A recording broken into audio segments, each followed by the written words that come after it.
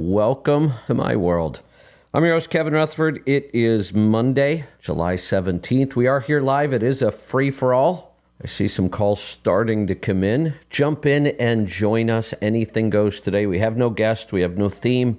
It's totally up to you what we talk about today. 855-950-3835. We can talk about trucks, money, fuel mileage, maintenance, tires, taxes, technology, health and fitness on the road, getting started as an owner-operator, finding freight, working with brokers, the economy, politics, whatever.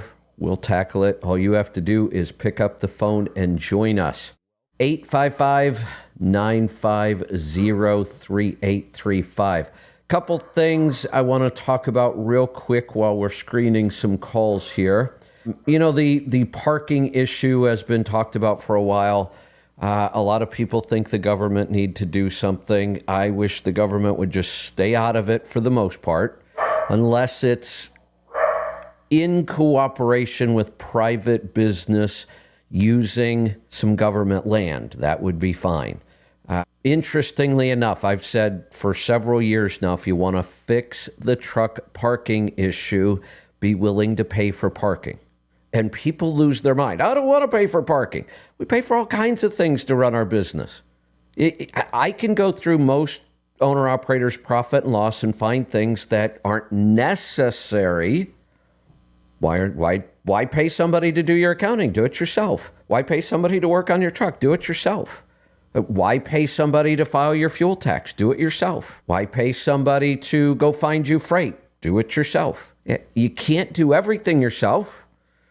You can solve the parking problem yourself, though. I've seen lots of people do it. I've seen people say they've been out on the road for 30 years. They really don't have parking problems. Yes, some parts of the country are worse than others. The government isn't going to fix this. They've been talking about it for years. While they're talking about it and doing next to nothing, we do have some private companies that are out there with some solutions. We had one on the show last week. They have parking.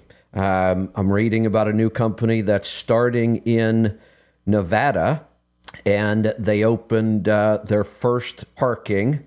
Let's see, it's in the Las Vegas Motor Speedway right near Interstate 15. 74 total parking spots. This is where people are going to freak out, I'm sure. $30 for 24 hours or $300 a month. All paid parkers have access to air-conditioned restrooms and showers, complimentary water, and other refreshments. So they have plans. What was the number? They have plans to open a lot of these. They're going to open 18 they have planned in Nevada, and then 50 to 70 other locations throughout the country by the end of the year. That's a pretty aggressive rollout. They are not building any parking lots. That's probably not going to happen. Building parking lots is really expensive. They're expensive to maintain. And we have lots and lots of parking all over the country that doesn't get used. So that's what this company is looking at, finding parking lots that already exist that can be used for things like this. So I prefer the free market solutions to most of these problems. This is interesting. I saw this headline. UPS is likely to go on strike, it looks like. They're not really talking much. They're down to less than 2 weeks before the deadline. There is some talk the people want Biden and the government to step in and stop this. I hope not. The government just needs to stay out of this. I don't want to hear this excuse, well, it's bad for the economy. No, it's not. It's just an event in the economy. It will be bad for some people. The people who decide to go on strike, that's their choice. They chose to be in a union. You know, if you're in a union, whether you want to go on strike or not doesn't matter. You have to follow the wishes of the majority. That's how unions work. So yeah, if you're the one that goes on strike, this could be hard on you. If you're UPS, this could be hard on you. If you're the Teamsters, this could be hard on you. You are all the people that have to solve this. If you can't solve this, then I guess go on strike. The government should not step in and stop this because it's not bad for the economy. It's just an event. Bad for some people, good for others. That happens all the time. Fuel prices go up, bad for some people, good for others. Interest rates go up, bad for some, good for others. That's how the economy works. We just need the government to get the hell out of it and stop screwing with it. It's the government's, most of our economic problems right now are the government's.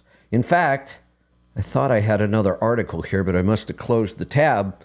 I keep saying I don't know why there seems to be all this extra money around still. I thought I was wrong. I thought the government had mostly stopped paying for stuff.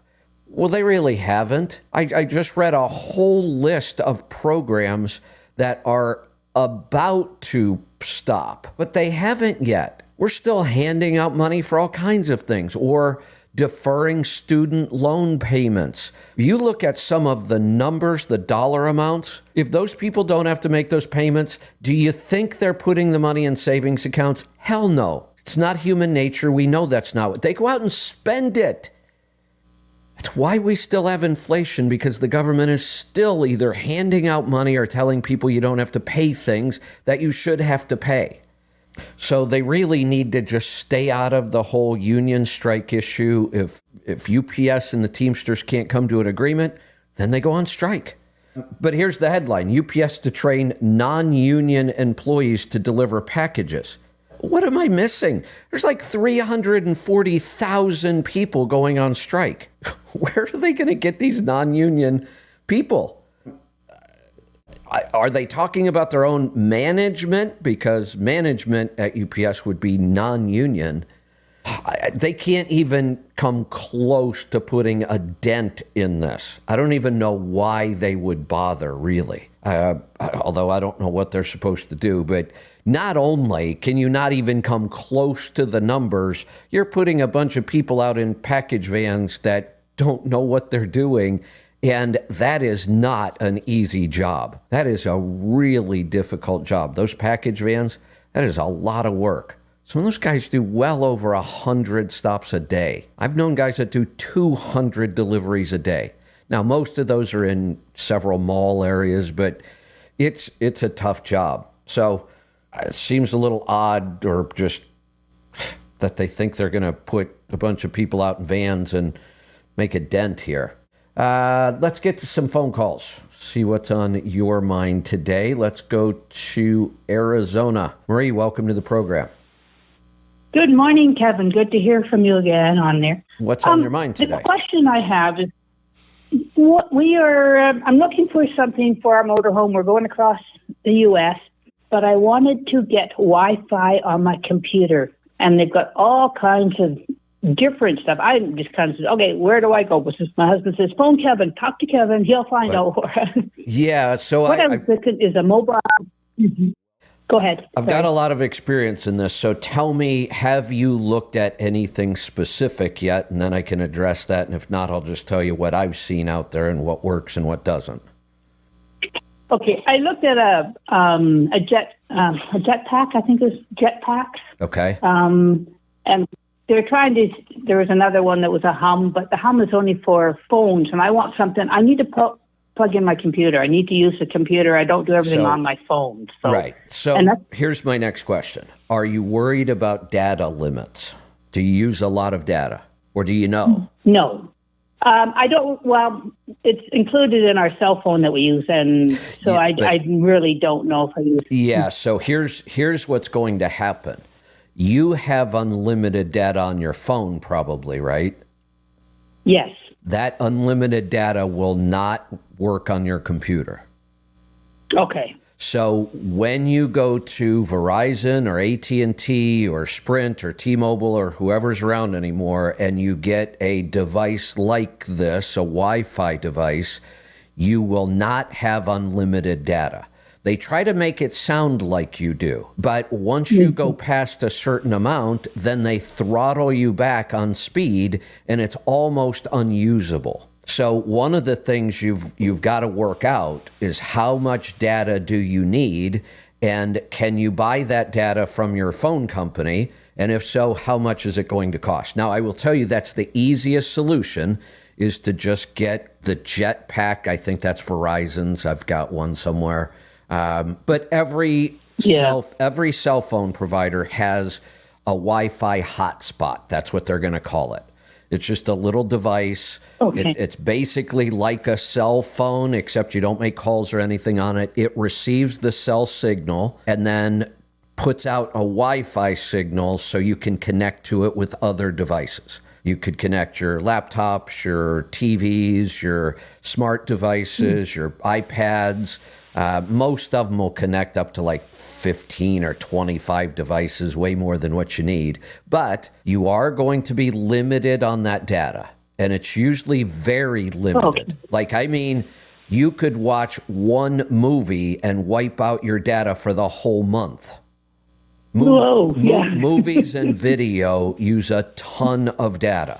So you have to be very careful about these data limits. And if you start watching video or playing video games or things that use a lot of data, that's the easy way, though. So I would start there and find out what plans your phone company already offers. And it's going to be this little hotspot device. Now, be very careful there are a couple companies around, and some of them go out of business and they get started up again, that promise you for $50 a month or whatever their price is, that you will get absolutely unlimited data and you won't be speed limited or throttled back. They lie, and these companies are absolute ripoffs. I've worked with two of them. It was one of the most frustrating things I've done. I paid $500 for one of their high-end routers because I needed good quality to be able to do my show on the road within the first couple of days. And it was fantastic when I first hooked it up. Worked great. I had tons of speed. At some point, I noticed my speed drops to nothing again. I'm like, wait a minute, I'm not supposed to be throttled back. I call them up, you're not being throttled back, is what they tell me. Yes, I am. No, it must be some sort of a technical problem. We'll fix it for you. So emails back and forth, try this code, enter this, do this. And I'm doing this with two companies. Both of them had the exact same thing happen. Then what I get back is, oh, well, AT&T has changed their rules, so we're not going to need to send you a new router. And we go through all this again, and 3 days later, I'm being throttled again. And trying to get these things canceled was a nightmare.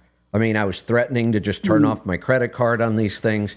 So don't fall for any of these unlimited data companies that are out there. They're total scams. The best solution, if you're willing to pay the money, by far, is Starlink. Starlink is a very small satellite that you can carry it around in your hand and stick it outside or stick it up on top of your coach or take it home and use it. It really is unlimited data, what you're going to pay. And there's a couple different prices for the satellite. You would not need to upgrade anything. You could just get their standard satellite and their standard service. I'm terrible with prices. For some reason, I'm thinking it's like $75 a month, but I can't remember. But by far, I've got Starlink, hands down, the best mobile internet you can get. Very fast. Like I said, the satellite itself is so small and easy to carry. I have 100-foot cord that I use, so I can almost always find an open spot in the sky to put my satellite in. And it doesn't take much of an opening. I mean, I was impressed I went out camping in the woods last year when I was on the road, and I just had this tiny little hole in the trees above me, and I played around with the satellite up on top of the coach and got really good service. I had the satellite, I think, is probably like $500 in the beginning. Years ago, I had a $15,000 satellite system that I put on my coach so I could do the show from the road.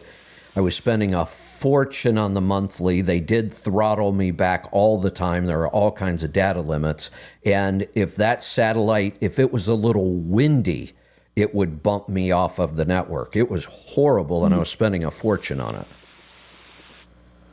Is it something that you're paying monthly, or can you sort of have it for a few months and then shut it down for a while? Because we're not traveling in the winter. Starlink you can turn on and off, or you could the last time I looked. That kind of stuff changes all the time. I even see they have some new service options that I haven't looked at yet.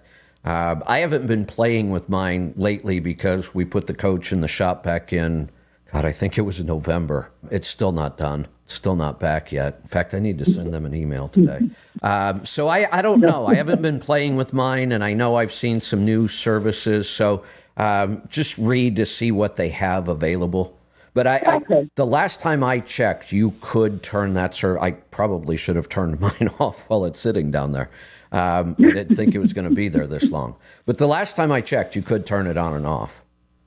Yeah, I think just mainly we're going out for the summer for a couple of months, and then we'll be back, and then we won't be, around for a couple of months, and then we'll go out again. So, yeah. Here's one of the other options you can do then before you leave.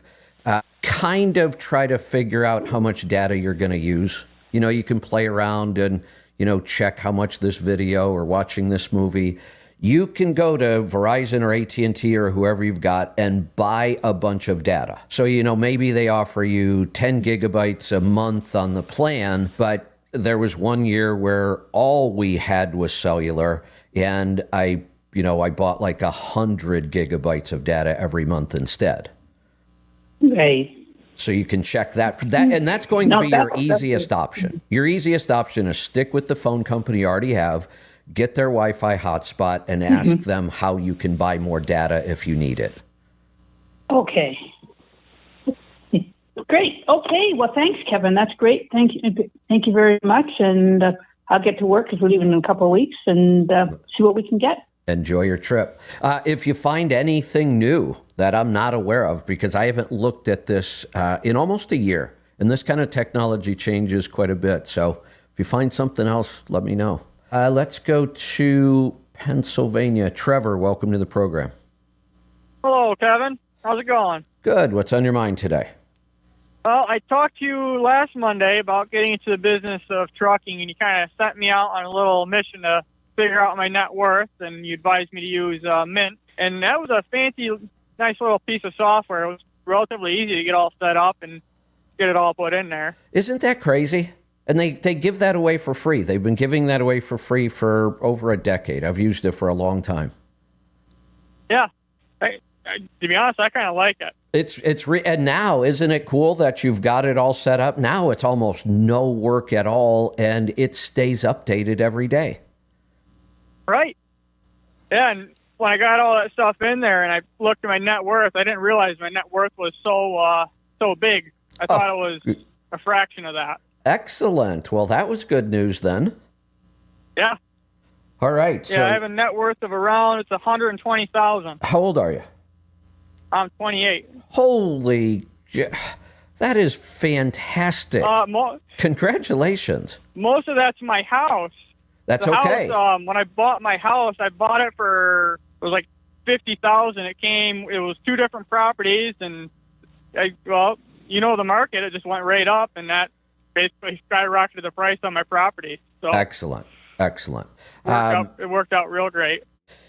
So there are a couple little things we might look at given the environment, but your numbers is fantastic. Somewhere in my book and program, I have the averages by age, because somebody who is 52 should have a much, much bigger net worth than somebody that's 28. That's the point here of watching our net worth. We want it to grow big enough so that at some point in our life, we are really financially independent. Because in order to retire, if people want to retire, you have to be financially independent. You have to have enough money coming in without working to pay your bills and live the way you want to live. That's what kind of the definition of retirement is. So, everybody I know, most people I know, especially people working jobs, want to retire. They look forward to it, and yet they do nothing to get prepared for it. So you have a huge head start. I in the book, I do averages, between this age and this age, the average net worth is X, whatever the number is.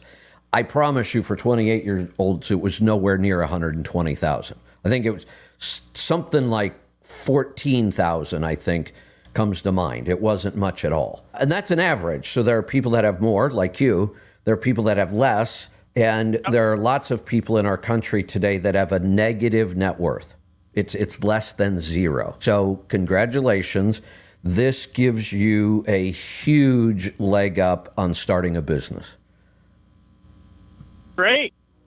In fact, I can almost say, and I sometimes hate to say this, but now, did you also have time, and I know this could be a lot of work, but did you also have time to do what it takes to pay just to live every year or per month or however, just your basic expenses to live? We talked about that Monday. It was about $2,000 a month. You're kidding me, right? No. You are you married? No. No, okay. I'm single. Well, you said we talked. Oh, you and I talked about it. That's right. Okay. Now I know what you mean. Right. Yeah. So then we were just waiting on the net worth. Last Monday. So you know what this tells me? You are extremely responsible with money. Oh, that's good to hear. That's the way my dad raised me. It's somebody did something right, or you learned it through osmosis. I don't know what happened, but you are not the norm. And what this does, really, you almost couldn't fail at becoming an owner-operator. Well, that's great to hear. Let's just think about the numbers. All you need to do is generate $24,000 a year in profit to pay your bills. Now, we certainly want to do way more than that, but this is what we look at. It's kind of like calculating a business's break even. We're calculating your personal break even. How much money do you need just to pay the bills? Because if you could pay the bills and live the way you're living now on $24,000 a month, that's not a problem, right? I mean, like I said, we want to earn more. Right. But if worst case happens, you're still okay. You would still be able to stay in business. There would be no reason for you not to be in business. You can pay all the bills. You're going to be fine. It's almost impossible to go out and drive a truck and not make $24,000 a year. I could do that working 2 days a week. Yeah. And then you have... I don't really need a lot. And then you have cash or assets available. That's what the net worth tells us. It may not be all in cash, but we know we have cash equivalents. We have, we could do lines of credit if we had to, but you're not going to have to. I mean, we don't need to borrow money. We don't need to take a whole bunch of risk here. Now, we can finance some on a truck, no doubt. We could up your truck budget over what most people call here. Sometimes I'm trying to help people buy a $10,000 truck to get started because that's all they can afford. And it works if you do it right. You'll have many more options. As you start to lay out your business plan, you'll have lots of options because you've put yourself in a good financial position. Here's what else. Here's another reason why I say you almost can't fail. Do you know what the number one reason almost any business fails? It's money. I would have to take a wild guess. You can't pay the bills. Yeah. You're just not, either you're not making enough or you're spending too much, which is what people do in their personal life. They spend more than they should be based on how much they earn, and then they end up in debt and they have no net worth. If you carry those habits into a business, you are much, much, much more likely to fail because if you don't manage the money you make as an employee, you're not going to manage the money you make in a business. And the problem is it's more money. And people think, oh, well, then I'll be fine. If I just made more money, I wouldn't have money problems. Yes, you will. The pattern is very clear. People make a little bit of money, they have money problems. They make a little more money, they have more money problems. It gets worse sometimes because now their bad habits can get them in more trouble. If you have somebody that's only making $24,000 a year, nobody's going to give them much credit. If you have somebody making $124,000 a year, people will be tripping over themselves to give them credit, and they'll get themselves into debt and have problems. If you can't manage your money personally, you will not manage it in the business. This is why I am so dead set against lease purchase programs. The only people that need them will not succeed in them, no matter how good the program is. They shouldn't be in business. They haven't learned how to manage money. If they can't manage it personally, they can't manage it in a business. It's much more complicated. And then while you're trying to manage that money in the business, you still have to manage it personally. So money management skills are important. You have them. Most people don't.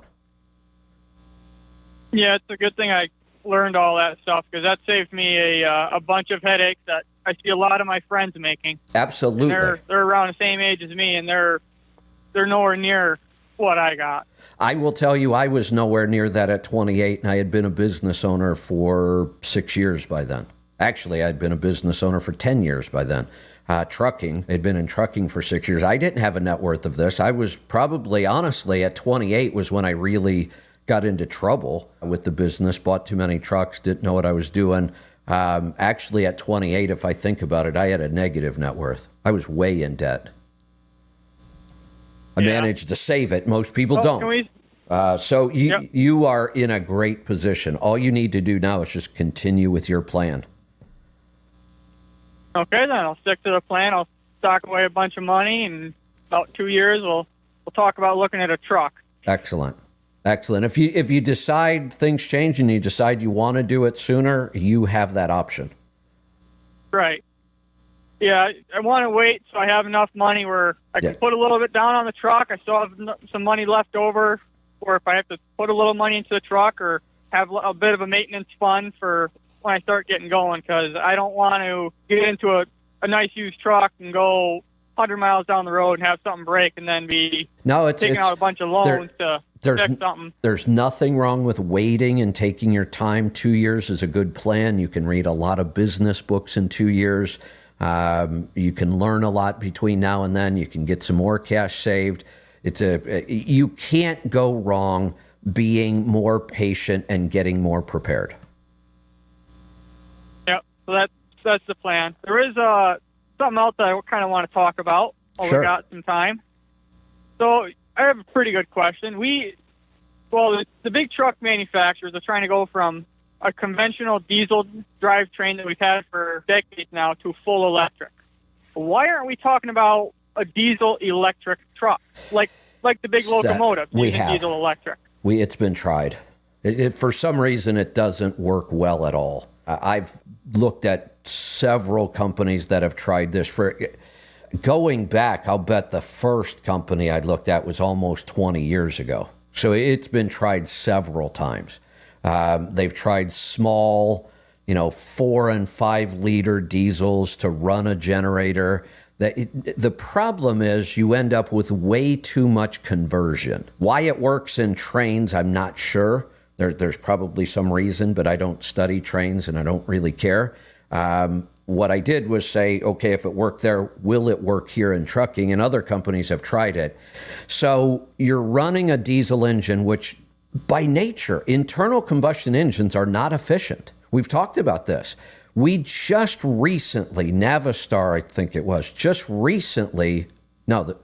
I forget. Somebody, the latest super truck, I guess it was Navistar, finally broke the 50% efficiency mark. What we mean by that is in modern internal combustion engines today, brand new internal combustion engines, less than 50% of the energy in the fuel is used to move the vehicle down the road. The rest of it is all wasted in heat. Less than 50% of the energy gets converted to motion. So now think about trying to build a diesel electric truck. We're starting with an engine that's only converting about 50% of its energy. And that's not totally accurate because we do lose some in the drivetrain too. But we're already starting with an inefficient source of energy. Now we have to start making electrical conversions. AC to DC, DC back to AC. We're trying to power a generator, then use that generator to charge batteries, then use the batteries to power electric motors. So think about this. You've got an internal combustion engine driving a generator. The generator's charging batteries. The batteries are running electric motors. All of that conversion is lost energy. It's just not efficient. Okay, but wouldn't it be a little, fuel efficient wise, wouldn't you get a little bit better miles per gallon doing it that way? Or well, you can't even calculate miles per gallon. You can't do, well, you could, but you Okay. can't compare that. I mean, you might get 100 miles to the gallon out of your pony motor. I don't know, you wouldn't. But it's not going to matter. Here's the ultimate answer. It's just not cost effective. Here's another way to look at it. I did a huge test on propane. I could have come on the air and said, oh my God, this is crazy. I put propane in my truck and my fuel mileage went up 2 miles per gallon. It would have been an accurate statement. But somebody better ask me, well, why or why not? And so if that were the case, and that is true, why am I not talking about propane on trucks? If it increased fuel mileage 2 miles per gallon, why would I not be talking about that? Because we don't really, You're right. we don't care about fuel economy. We care about cost. Just because a truck gets 20 miles to the gallon doesn't mean that's the end all be all. What is the cost to make this vehicle go down the road per mile? Now, these trucks were really expensive. So you have that initial cost you have to overcome. They're not more efficient. They're really not. They are not going down the road cheaper. And now we have a whole bunch of new parts we don't even know how to work on. Now we've got electric motors. Who's going to work on these things? We've got this big generator in here that can break down. Generators don't last forever, and when they need to be replaced, they are expensive. I've replaced generators on coaches. They're expensive. So it's been tried, and overall, the cost isn't even close. They're just not cost effective at all. Okay. So I guess I should kind of take my eyes away from this Canadian company building these diesel electric semi-trucks. No, you could watch them. There's Watch them and maybe send me a link. I'll watch them. Maybe somebody comes up with new ideas or new technology that makes this work. I'm open-minded. I will change my mind if new evidence shows up. What I'm giving you now is all the evidence I'm aware of. This has been tried for a while, at least 20 years, been tried several times. It's never worked out. There was a company at Louisville maybe 10 years ago. They had one of these trucks there. They were using it may have been a 6 or 7 liter John Deere. So you're still using a significant amount of fuel. Well, let's think about this. right.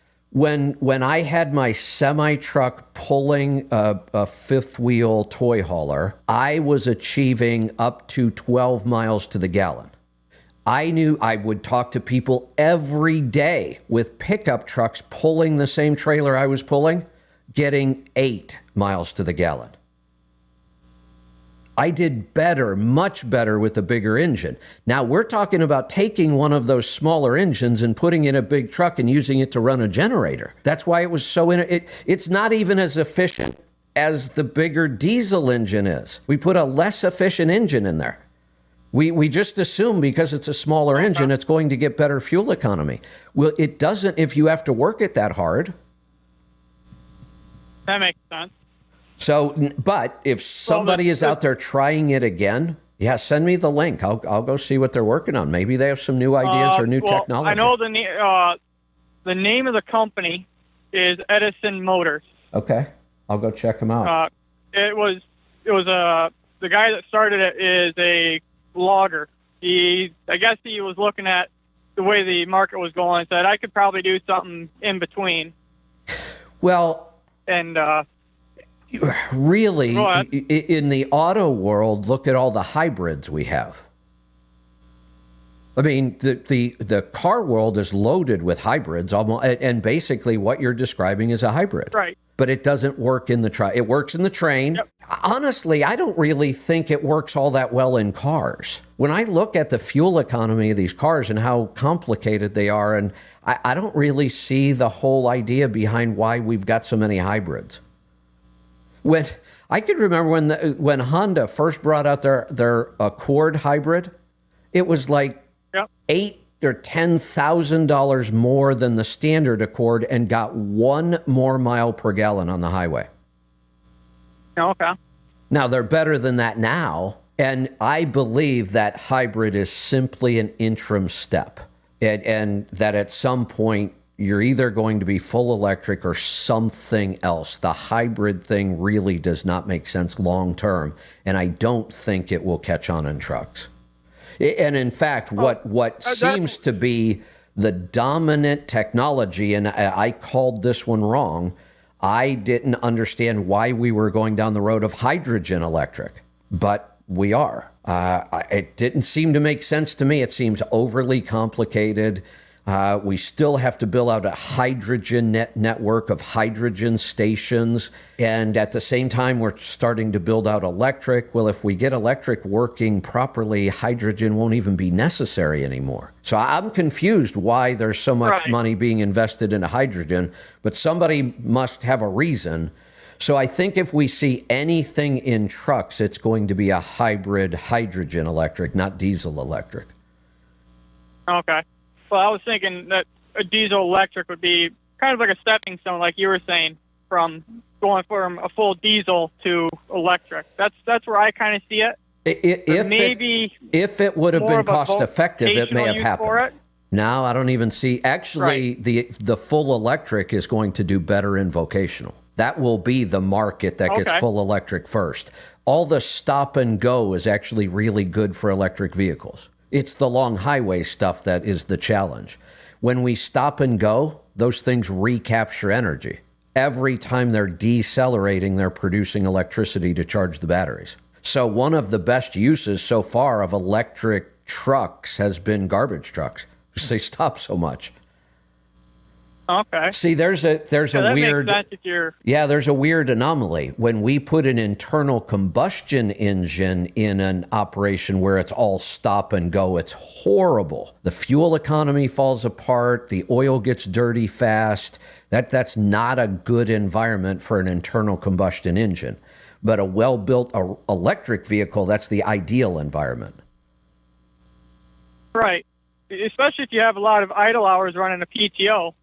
For pumps or hydraulics or anything like that. Yeah, so I thought, and here's the other thing that I will say: if Panasonic or somebody else finally comes out with a solid state battery, which they're now claiming they will by 2027, that will be a total game changer. I think that full blown electric will be the way to go if they can pull that off. Those batteries will charge faster. Yeah. They will have far more range. They won't be heavy. We won't be mining all of these heavy metals. We won't have all the environmental concerns of how do we get rid of these toxic batteries. They last forever. If somebody pulls off the solid state battery, that will change everything. But we also won't have to worry about phones catching fire in your pocket. Yeah, or cars catching fire. That a while ago. Yeah, and that too. And fire departments saying the last thing they want to hear is an electric car on fire because it's almost impossible to put them out. Right.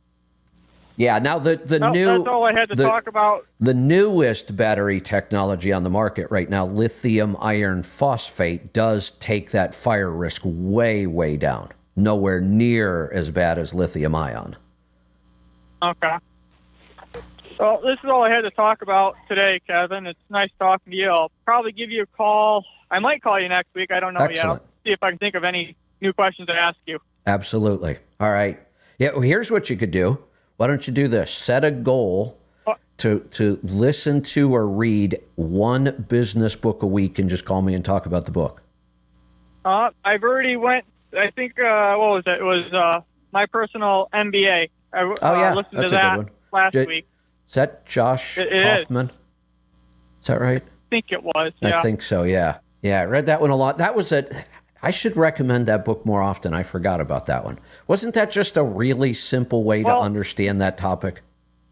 Yep. Well, that, and you also, if you go to his website with the same name, he has a list of books that he recommends. It's like, I think there's like 90 books on there. Most authors have good book recommendations. One of the best book recommendations I ever got was from Larry Winget.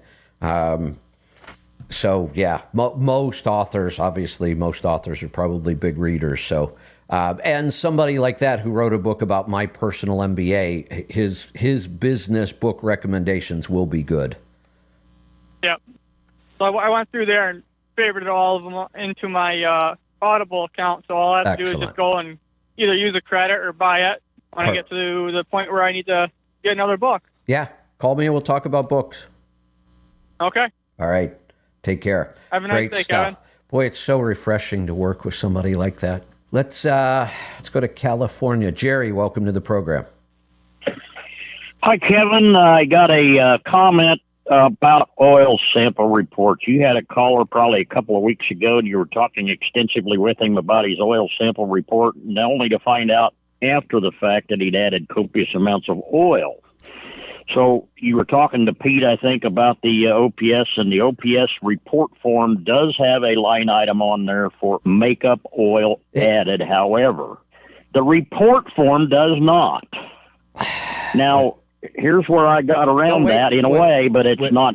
Wait a minute. Go ahead. Yeah, I want to make sure I'm understanding you right. You're saying when you said let's start over because I think you mentioned two forms, and I want to make sure we're talking about the right forms. Okay. Okay.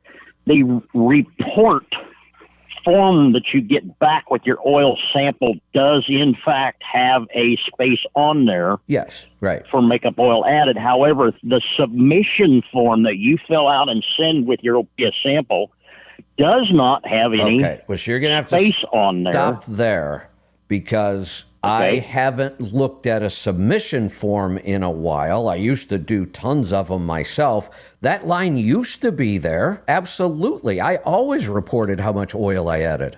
And then it would show up on the report that I got back. And I've looked at tons of reports that show me something in that line. How do they get it if there's nothing on the submission form? I have no idea. I just filled out one last week, and after your discussion, I specifically looked for that because you and Pete were talking about it, and I think when you were discussing it with him, there was a little confusion on which form you meant. So I specifically looked. There is not a line on the submission form for oil added. None. It ain't there. I am going. Maybe it used to be. I don't know. I am going to ask my team. I have to talk. I have to say what I'm typing. I can't talk and type at the same time. Can someone get me I understand. Form to turn in with an oil sample? Because I don't want them to get confused about what form we're talking about. The submission, submission form that comes in the sample kit. They're on the OPS, and I do not understand these corporations. Why can't they just add that? It'd be so simple. Well, it'd be so simple, but I don't think I can't comment until I see it. If that's not there, I'm going to try to figure out, rack my brain, what happened to it. It's always been there, from what I remember. I ask people about it. I'll ask them. I'll say, I see you've put four gallons in since your last sample, because it's there on the form for me, and they'll say, yeah, I know. So it's on. No, I know, but somewhere the way I get we've around been it. submitting this, or maybe people are putting it in the notes, but I remember this was there. I always filled it in. Now, let me talk about the bigger picture until we can get an answer on this, because I don't even want to. All right. Till we can get an answer, until I can see that form. The bigger issue we're talking about is that people have to fill out all of the information that is there, and they don't a lot. And then they get things wrong. How many miles are on the unit? How many miles are on the oil? And we're not blaming the people. We're blaming the form. The form sucks. It's awful. I don't know why they won't fix this. It's always been awful. I don't either. That's, I have been, when I got my truck in, oh, good Lord, May or June of 2006, I immediately started oil sampling. However, at that time, I didn't have anything to do with OPS. I was using another company, and their form was hands down, night and day difference, far simpler and far easier to fill out. And I continued on. I continued.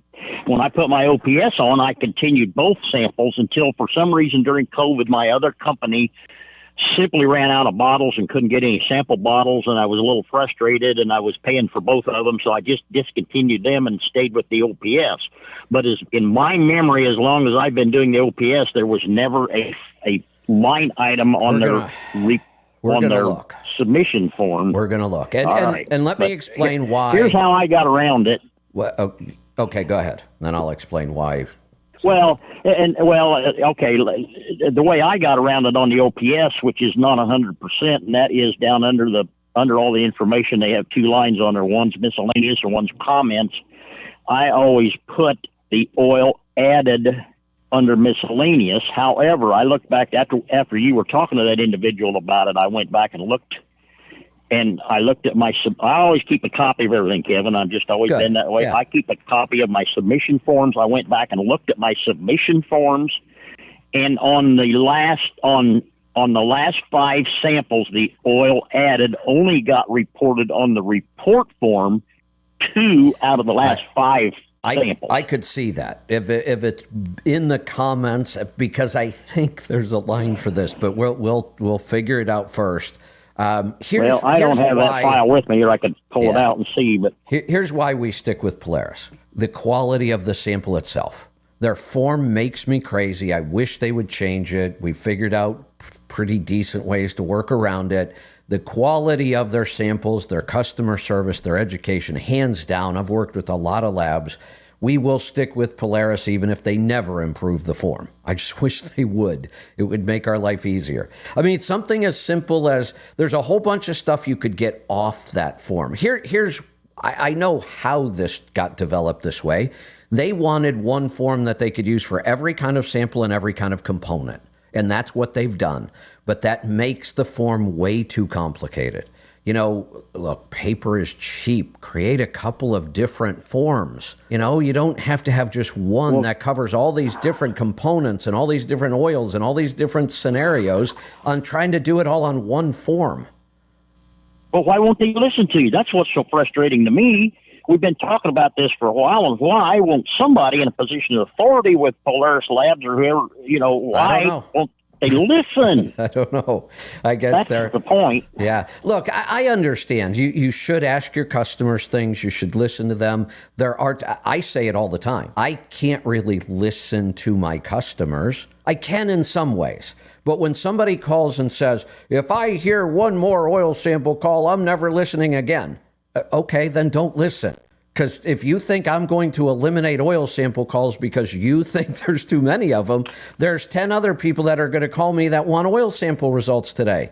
And it's every topic. Some people want to hear more politics. Some people never want to hear politics. Well, I can listen to feedback all day long, and all it would do is make me crazy. I can't change anything. So what you're saying, there's some people. So what you're saying, as a customer, there's some people that like pumpkin spice nut butter, some people that don't. There are some weird people, yes. That's what I'm saying. I couldn't get through the whole call without mentioning that. I know. And it's just too much clove. That's all I can say. I actually like pumpkin spice. I do. I like pumpkin spice. I don't like it if it has that much clove. All right. Well, anyway, I mean, you don't have to keep me on the call. I just wanted to point out how I got around it was by putting it in the miscellaneous.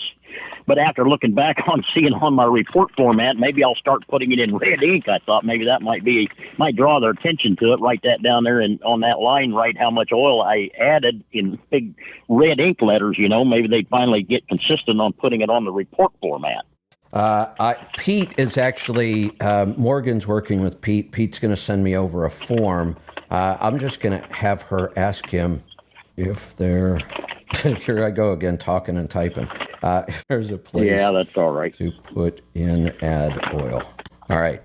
We'll see. We will try to solve this mystery. Maybe I got some old forms and I just filled one out, and I specifically, middle of last week, and I specifically looked for that after your discussion of that individual, and I just knew it wasn't. And I don't believe, you say it used to be there, but I'm not that long-term of a user of the Polaris Labs anyway, but I just don't recall it ever being on there, and it was frustrating to me because it was always on my other labs form. And I think they did a pretty good job, too, of the samples, because I'd compare every time I'd get one, I'd always compare them.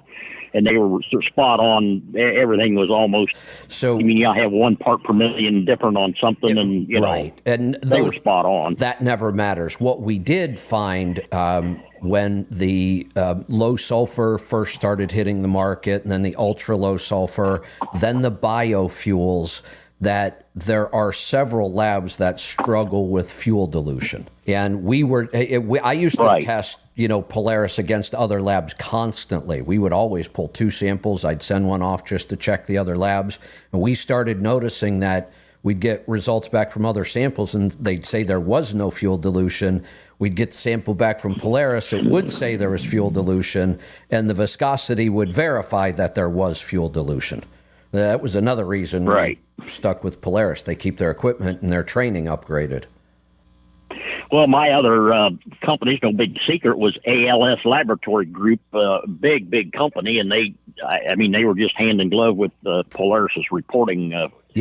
On the amounts of which everything. Is good to know. They were good, very good quality lab, and they were good quality. I mean, on a side note, I've looked at other sample reports, and to me, hands down, the far worst sample report is Caterpillar Labs. I think they run an extremely good, high-quality lab, but their sample reporting is horrible compared to the other ones. Yes, it is. Blackstone and ALS and Polaris are about comparable on the quality and the readability of their report formats, but Caterpillar's was absolutely horrible. I wouldn't have them at all. I would agree that second after Polaris is Blackstone. I don't mind at all when I get a Blackstone report. It's super easy to read. Cat reports I hate.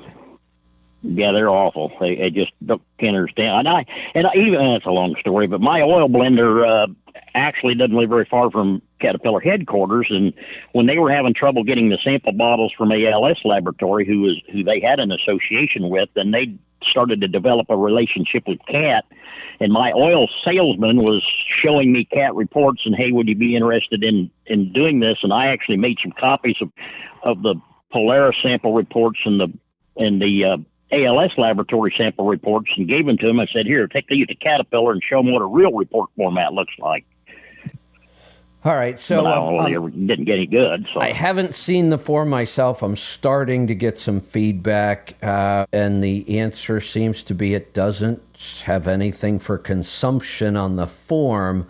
Matt is saying it's on the app. Now, I've never used the app. Now, my next question is, do you use the app to submit the form? And the answer do not. The answer is yes, but you do need the barcode from the form. So you can use the app to submit rather than mail in a paper form, I guess.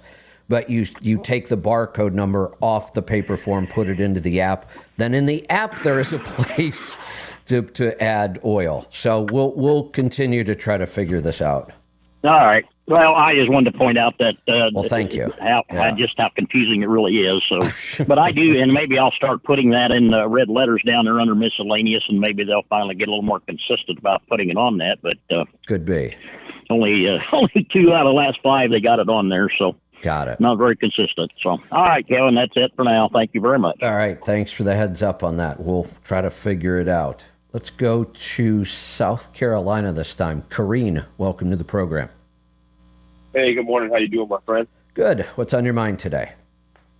Hey, nothing much, actually. I had a friend of mine recommend this app to me. Said, it's an open questionnaire. So I was hoping to ask about some numbers with some other companies. To make it a long story short, I'll get straight to it. I think this is a good time to transition to see some upside growth. And I was curious to know if you have specifically numbers from Landstar drivers that are team drivers.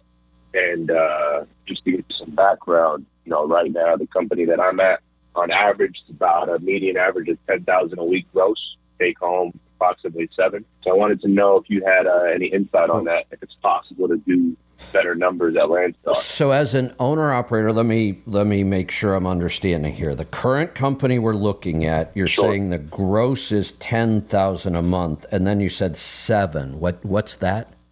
So it's $10,000 a week gross. Or $10,000 a week, team truck. Yeah, and take home about 7. Well, see, we have to identify what this term take home means.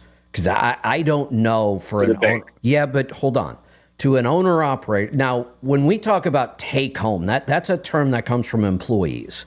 What they're really talking about is my salary is $50,000 a year, but after taxes, I take home $40,000. That's the only way I've ever heard that term used. So what I have to identify here, I don't know for an owner-operator what the word take-home would even mean. What numbers are we accounting for here?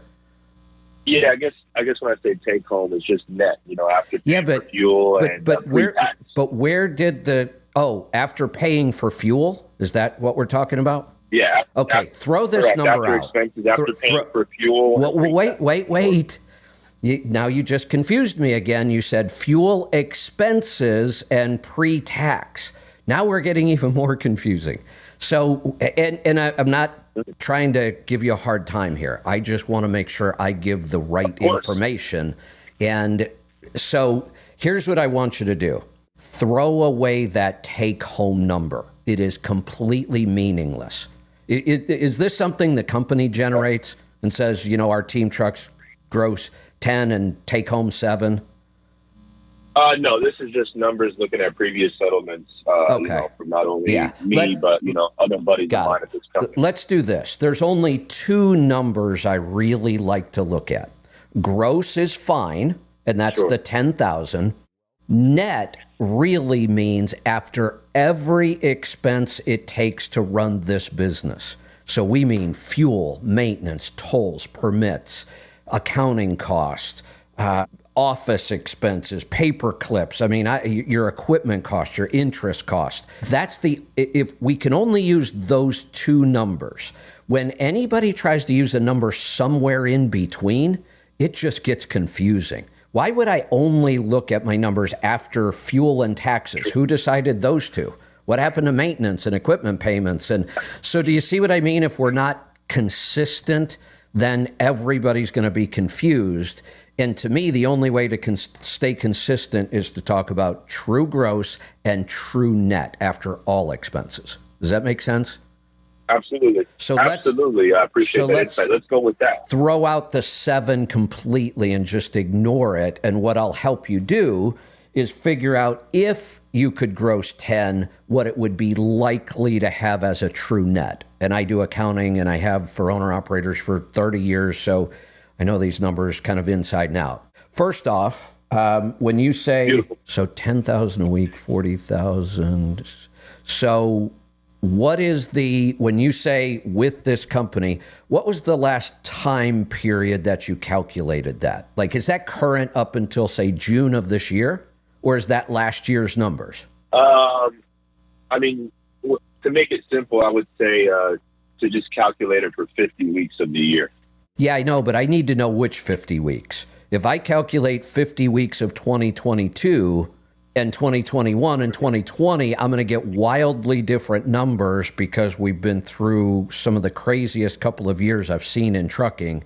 And now 2023 for most people is wildly different than 2022. So we could say, yes, it's Absolutely. a 50-week period, but I need to know which 50-week period. Was that from June of last year till June of this year? Correct. And the 24 months, we'll go ahead and do 12 months and 24 months. So from June of last year, and, to have accurate data, I guess it seems like to go even further back. So okay. Yeah. So, last year to June. And recently, are you still able to generate $10,000 a week? Yes. Okay. That's outstanding. I would say it's a little, actually, I take that back. I'm sorry. I'm going to correct myself. I would say right now, we're talking about that number. I would say it's 8. Okay. And here's what I expect. It's going to get worse. We just how long have you been an owner-operator? About a year and a half. Okay. So let me try to explain if somebody hasn't freight cycles. So we have freight cycles. Freight rates are volatile. This is one of the most volatile industries I've worked in. So, we can go back to 2008. That was our last big freight downturn. The rates tanked. Everybody was going out of business. It was a horrible time for trucking. It was a horrible time for the economy, and trucking was just a part of that. Since then, we have not seen a significant downturn in the economy or in trucking until just recently, this year. This year, around January, is when rates really started to tank. They were dropping a little bit in some segments. They're still strong in some places, but they're weakening, and I expect that we will probably see they'll continue to drop some, and then we'll probably stay down at that lower rate for another probably 24 months at least. And I don't like to predict out much further than that till we see what happens. So one of the things we have to get our mind around right now is that the numbers that you are used to for a year and a half are not normal numbers. I had not seen those numbers in the entire 40 years I've been in this industry. That was the first time we've seen numbers like this. So, and I will say that we have single drivers at Landstar doing these kind of numbers, or we did at the peak. I have single drivers with their own authority still doing these numbers, but that's unusual, and we shouldn't really pay too much attention to that because those are guys that have been doing the right things for a decade to get to that place. You don't just buy a truck, go out and do a bunch of things right and get there. No matter how good you are at this, it just takes time. It takes time to build up some relationships. So, of course, you have to have interpersonal skills. You have to be good at business and be good at sales, create relationships. Yep, exactly. And then over time, my numbers are not necessarily based off of what I have. These are based off of numbers that I've talked to a lot of drivers. Right. That have been here for 5+ years. And these are accurate. I'm not saying they're not. I'm just saying we try to help people to get to a place better than average. So we talk a lot about averages because they help us, but our goal is always to get somebody to where we're well above average. I mean, that's the whole point of doing all of this. Absolutely. So I will say this, that given the current situation, it should not be difficult to generate these kind of numbers at Landstar. This wouldn't be hard at all. When you say these kind of numbers, are you referring to the 10,000 rooms that I was just the 10,000? Because the 7 is meaningless. Okay. Forget that number. It is absolutely meaningless. Forget the 7. Right. Here's what I shoot for. Is 20,000 realistic at Landstar? Do you think that's realistic? 20,000 a week? I thought we were talking about 10,000 a week. I'm saying that's what currently is happening at the company that I'm at right now. Oh, 20? No way. Is it realistic? No way. At Landstar? Never. You think it's not realistic? Nobody's doing 20 a week. Team?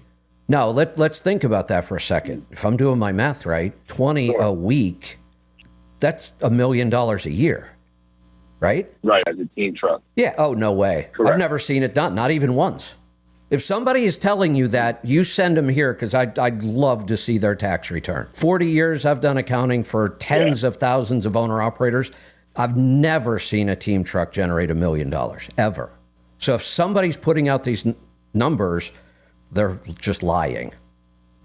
Yeah. I mean, that's the hard part in this industry, right? Well, let's imagine this. And you got Well, right. So we have outright lying just because of egos. We have things like this $7,000 net that is just a meaningless number. It shouldn't even be talked about. I don't care what your cost is after fuel. I want to know what your profit is after fuel.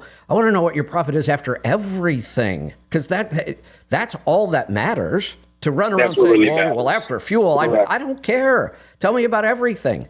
Because one of the ways you might have got your fuel costs down was you might have went and bought a $220,000 new truck that got better fuel economy. Well, so what? You had to spend $220,000 to do it. Right. But if we don't know that, so that's why forget all these in-between numbers. The only two numbers we should be looking at, absolute gross, absolute net. And no, nobody's doing $20,000 a week. $10,000 a week right now with the team could become a struggle. Anywhere. The freight rates just aren't going to support that. Yeah. How many? So let's do this. Let's do this. Let's just go through some numbers so we can see how this doesn't make sense. How many miles do you expect that this team truck's going to put on for the year? Just give me a rough number. For the year, I mean, let's say, for example, at to make it easy, 6,000. Let's say 5,000 a week for a month would be 20,000. So for the year, you're looking at about 220,000. Right. So let's just make it simple math. Yeah. So at 220,000, in order to generate $1 million in revenue, you are going to have to be north of $4 a mile for every mile you run, and the average spot market rate is about $220.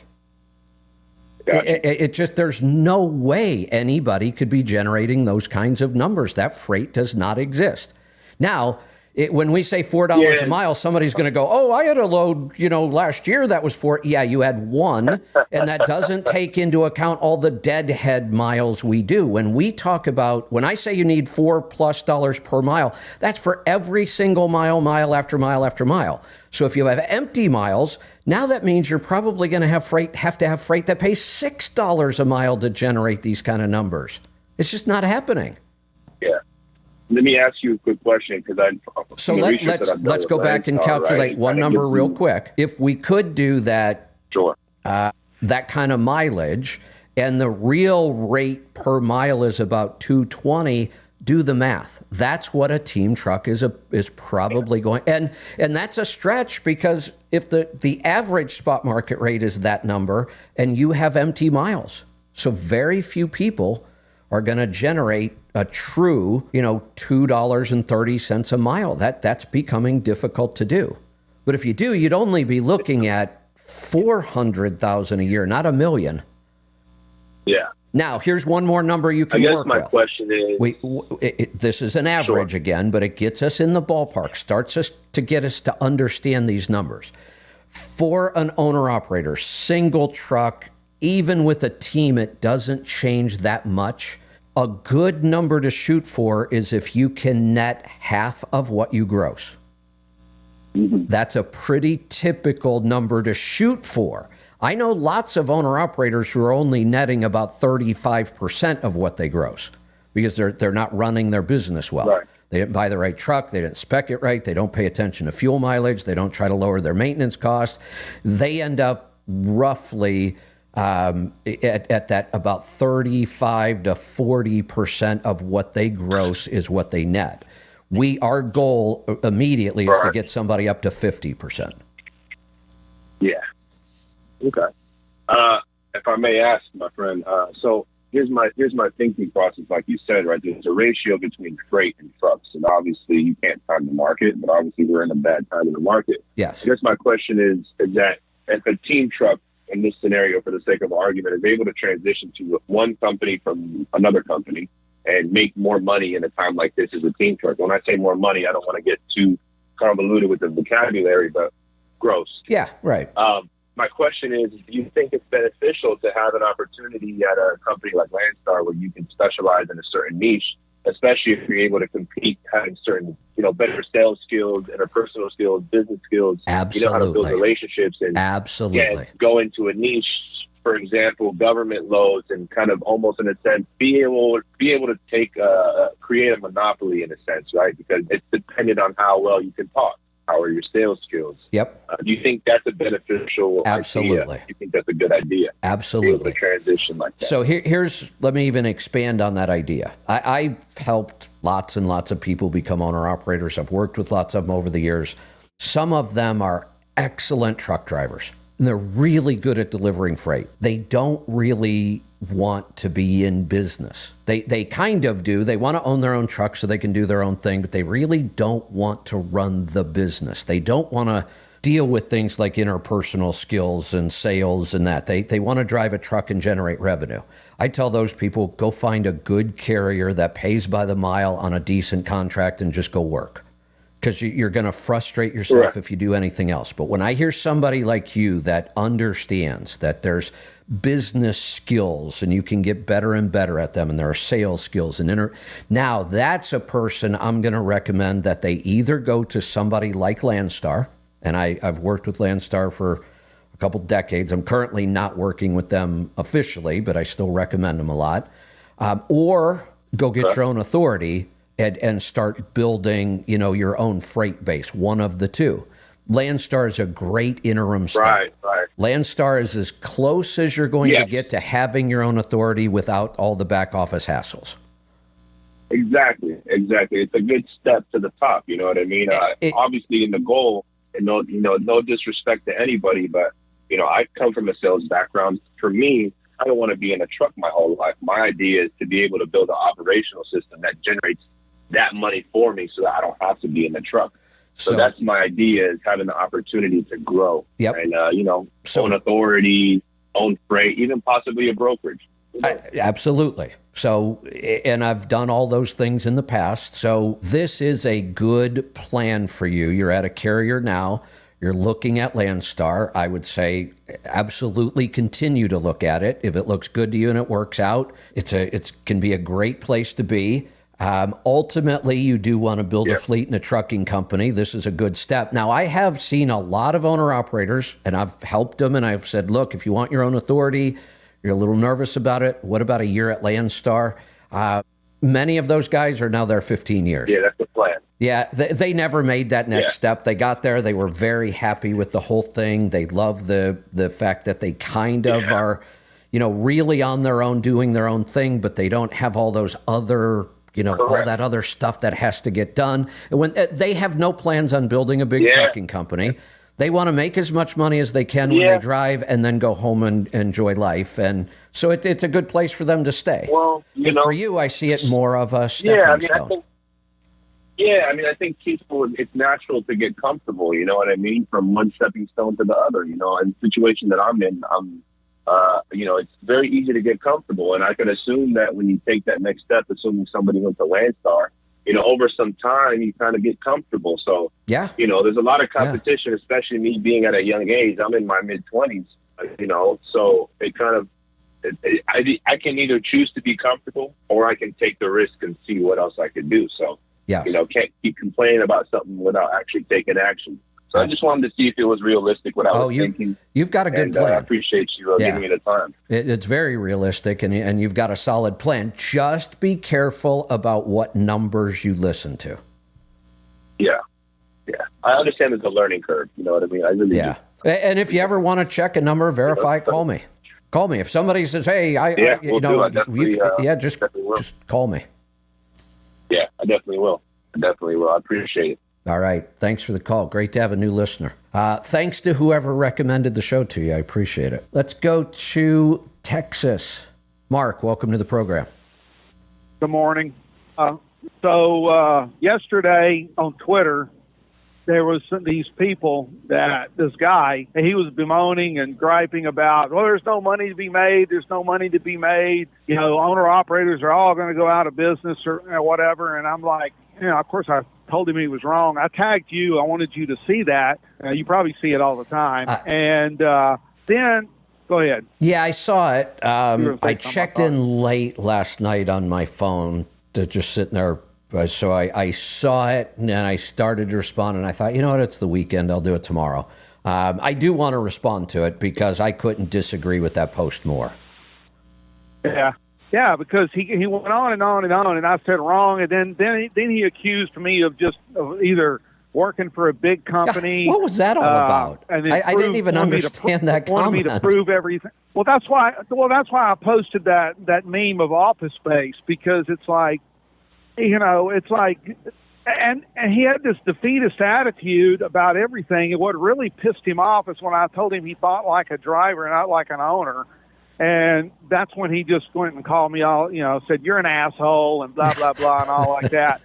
But there seems to be this whole thing in the industry where people, I guess they're in love with the idea of running a business, but really don't want to run a business. They like the idea of it, but they don't want to actually do it. I think they also believe what that guy is about. I agree with you. And I think they also believe that because they're out driving a truck that they own, that they're running a business. But the only part they're really doing is the driving part.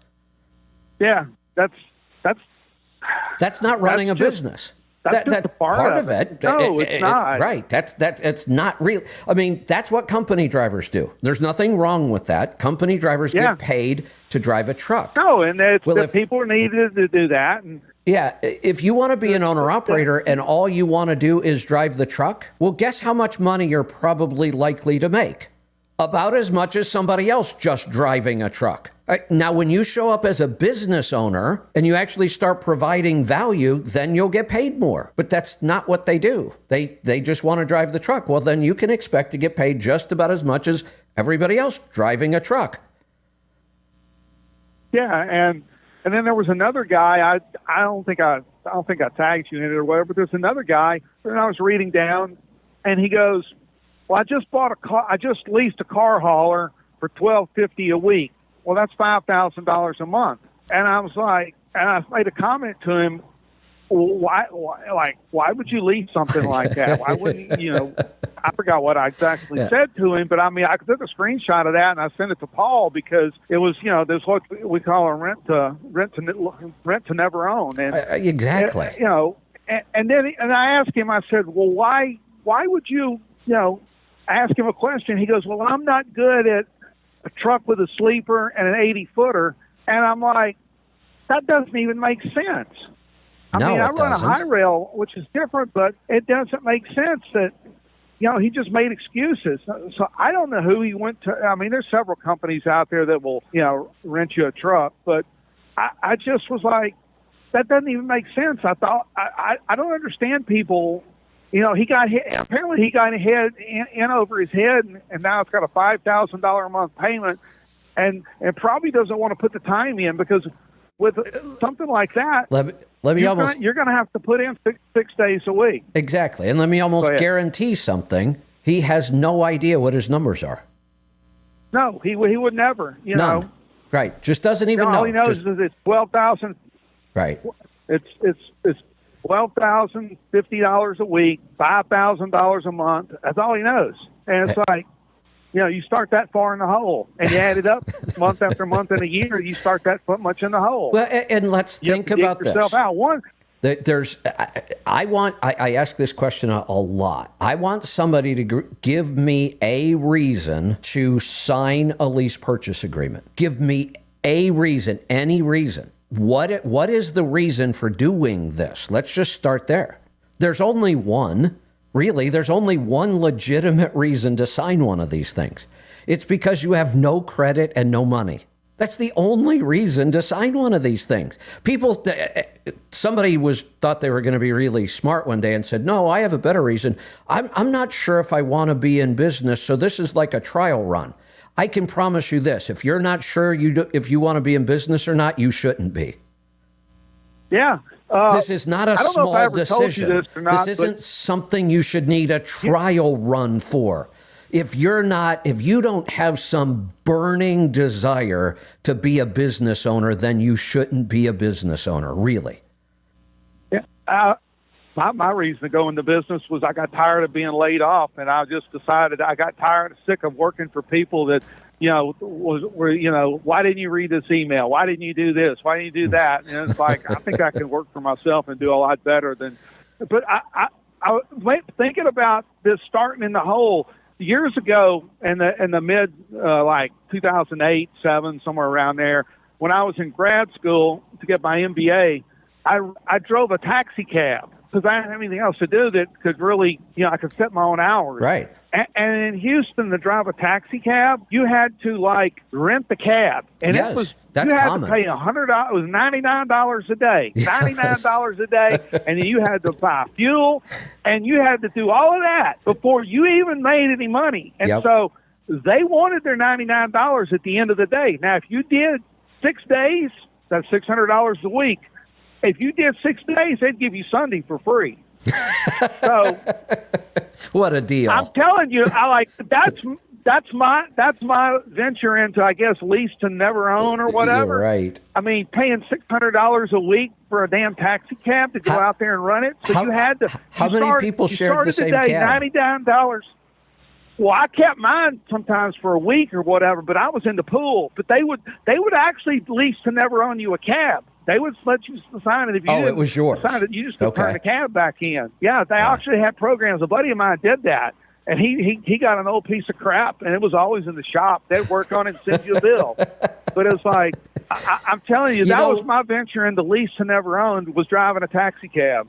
One of the few deals I've heard that are worse than lease purchase in trucking and rent to own in cabs. One of the deals that is actually worse are the chicken and pig farms. I had no idea those were so bad. Those people pay $300,000 to put up one chicken barn, and with 3 of those things, they can generate $25,000 a year in profit. Are you kidding me? Good Lord. The numbers are just, I read a whole book about this. The numbers were awful, and the amount of work is insane.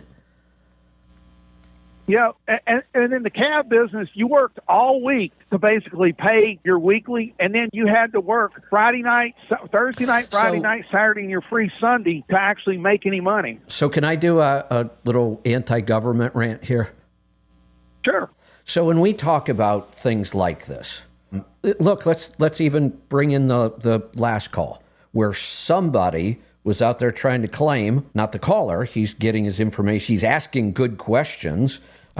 He ran across people who are really, if you don't break down their numbers, they were trying to claim that you could generate $1 million a year with the team truck.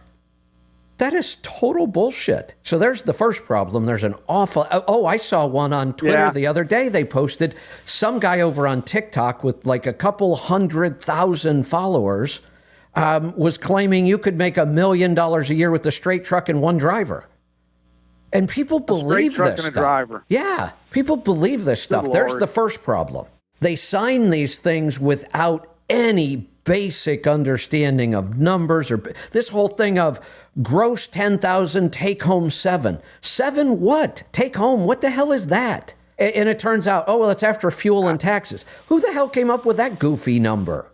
At first it's wrong. It's just a lie. And we shouldn't even be looking at a number like that anyway. So now you take this all into account, and people keep signing these over and over and over, no matter how many people fail at them. And do you know what the government's working on right now? Right now, today, just read it again this morning. They've got a leasing task force, and they're going to rewrite the rules so people don't get taken advantage of. What a waste of time. You can't write enough regulations to save people from their own ignorance. Yeah, because people want something for nothing. And companies will find a way to take advantage of them. Yeah.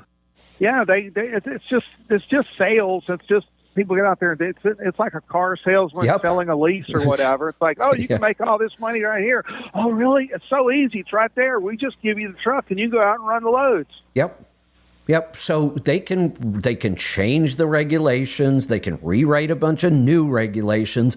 And as soon as they're out, there will be people out there tearing them apart, figuring out how to get around them.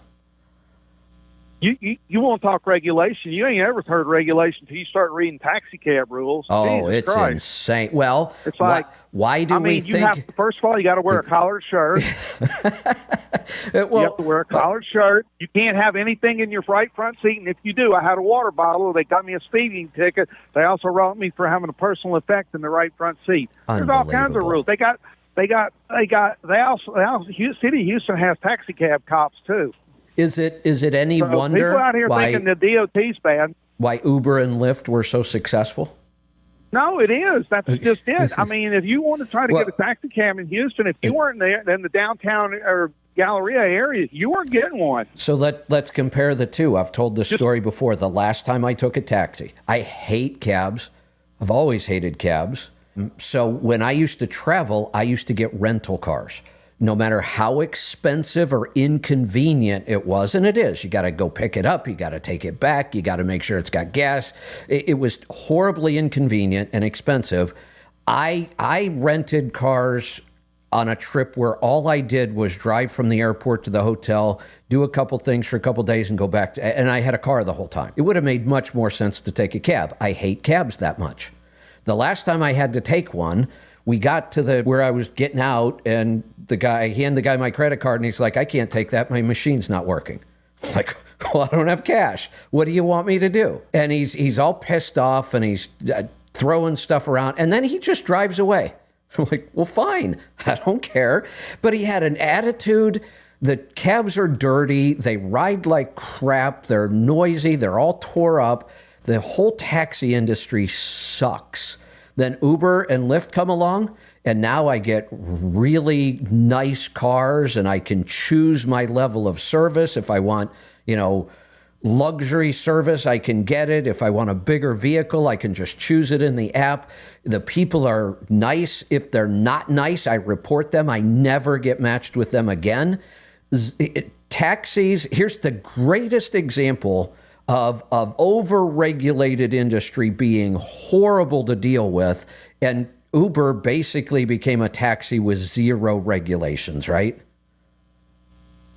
Yes. And what a difference. Now, I will say the service has gone downhill some on the standard service, but I have an option. I don't have to take the standard service. I can pay more and get the white glove service or the Lux service, whichever one they're calling it. And it is a totally different experience. I have the choice. If I just don't care about, it's a quick, short ride, I might take the cheap one. Almost all the time, though, I just upgrade. When I do Lyft, I just upgrade. It's a much better experience. Yeah, it's so much better. I mean, the worst cab ride I think I ever had was in Atlantic City, and it was like, it was horrible. I took a train from Philadelphia. I flew to Philadelphia. I took a train to Philadelphia. The train going over was horrible. It was slow. And I had to take a cab to my hotel, and the cabs in Atlantic City are probably, well, Las Vegas isn't much better, to be honest with you. Awful. If you take a cab off the street, and if you take a cab off the Strip in Las Vegas and go somewhere, well, we went to a Little Feat concert off the Strip, like 5 or 6 miles off the Strip. Couldn't get a cab. When the concert was over, could not get a cab. All the cabs in Australia, they would not come over and get you over there. Here's something that Lyft offers. It may not sound like a big deal, but if you travel a lot and you use cabs or rental cars or these services, it is kind of a big deal. When I book through the app, I can choose things like how I want the temperature set in the car when it gets there. I can check whether I want a quiet ride or not. Most of the time, honestly, I don't want to talk to the driver. I didn't even know that. I'm sorry. It's not that. I talk for a living, and I need a break from talking sometimes. I need a break from people sometimes. So many times I just check on the app. I want a quiet ride. Don't talk to me. What an awesome service compared to what taxis do. No, it's like, and another thing about Las Vegas taxis, if you don't tell them, they'll take the long way around to get a higher fare. They'll take you through that tunnel and out on the freeway and come back around. If you tell them don't do that, they're like, well, you'll get you there a lot quicker. Yeah. Well, I don't want to pay an extra $10 to get there that quick. I'm not in that big a hurry. Exactly. And yeah. Well, and here's that guy with the credit card thing. He probably, number one, he probably didn't want to pay the credit card fee, or he was in a bind and he wanted the cash because they might make him wait to get the cash from the credit card company because they got to run it through their credit card processing. Yeah. So there's a backstory to the reason. And most of them, if he was a foreigner, I guarantee you, he was. That's why he was. Yeah. Which I'm okay with. They don't want to do it. They want to. Yeah. Look, I don't. They want to run. I am not anti-immigration at all. We need lots of people from other countries coming here. What makes us strong? We need to be. We need to be pickier about it. It's just a different thought. Right. And here's the other thing. It's just a different thought. If you're going to be my taxi driver, you better speak decent English. That bothers me. I don't care if you come over here and want to live here without learning our language. That's on you. It's going to be difficult on you. If you take a job that you're going to interact with the public, you better learn the language. I'm sorry. That's just basic. Oh, yeah. This is before GPS. These poor people would get in the cab with these Nigerians from the airport because when the Super Bowl first came to Houston, they passed out all these medallions. We need more cabs. They passed out extra medallions. Well, people claimed them. Well, if you weren't part of the yellow system in Houston, rent it with a cab, you had to go find your own freight. And the only place to get freight, Hobby and Intercontinental Airport. Right. So they go sit there all day to get two or three pickups a day. Where they were going, so they didn't know where they were going. They just go pick them up. So they go sit in line at the airport for 5 hours to get somebody going clear across town. That's what they did. Yep. So you come to Houston, you think, good God, Lord, and they wouldn't tell them that the rates are regulated in Houston because it's from the airport to downtown for certain areas. There's set rates. Yes. And they would go and just charge them whatever the hell they wanted to. And people, they were stuck doing it. Yeah. So and it's the cab industry did it to themselves. Well, you know what else makes me a little crazy, though? They want to be in bed with these governments. You mentioned Vegas, and that's one of the cities where it's heavily regulated. New York, the East Coast, taxis are heavily regulated. Yeah, the cab drivers are union there. Right, and here's the problem. What's going on in Vegas, and this is just one example. I use Lyft. I don't use Uber because I don't like their model, so I use Lyft. Normally, somewhere near the regular taxi stand at the hotel is the rideshare stand. They're usually right there. Both of them are fairly convenient. Not at what hotel was I in this last time? Now I can't even remember. Oh, the New York. Is that it? It's got the gondola rides, whatever one that is, with the gondola rides. The unions complained, and they moved the ride share up into like the third floor of some weird parking garage on the other side of the hotel. That's bullshit. That kind of pressure from unions on stuff like that just makes me insane. Yeah, the driver was pissed because it added like a good solid 10 minutes to a trip to the airport. And the other thing was trying to find that ride share location. I just assumed I hit, lift. I said, I'm on my way down. The driver's going to be here in 4 minutes. By the time I get down to the regular taxi stand, I'm looking around and I'm like, where's the ride share? Now I'm texting the guy and he's like, oh, it's way over. Now he had to wait another 10 minutes for me to get over there. And then it takes him that much longer to get out of the parking lot. It just sucks. Unions and crazy, regulation, and that's what destroys our economy. It is. That's the unnecessary regulation right there. And, people in the trucking industry think that, we got all this regulation with the DOT. Look, the cab industry's got them all beat. I'm just telling you, the cab industry, it's bad. Because those companies are in bed with the cities, and it's almost like it's run by the mob. And it's in some places, I think it is. It is. I mean, before Lyft and Uber, a medallion in New York City was like some crazy number, 100,000, I don't know, maybe $1 million. I know. To be able to run a cab, a simple cab. Yep. So, but anyway. All right. That's about all I got for today. All right. Good stuff. Let's continue on. Calls are still coming in. Let's go to Illinois. Dale, welcome to the program. Hi, Kevin. I'm on my hands-free. Can you hear me okay? You're all right. Go ahead. Okay. Well, I wanted to give you an update. I had talked to you about my sugars, and you had talked to me about that. I think that NutriSense, that glucose monitoring system. Yes. And I'm the one that I failed a medical physical. Okay.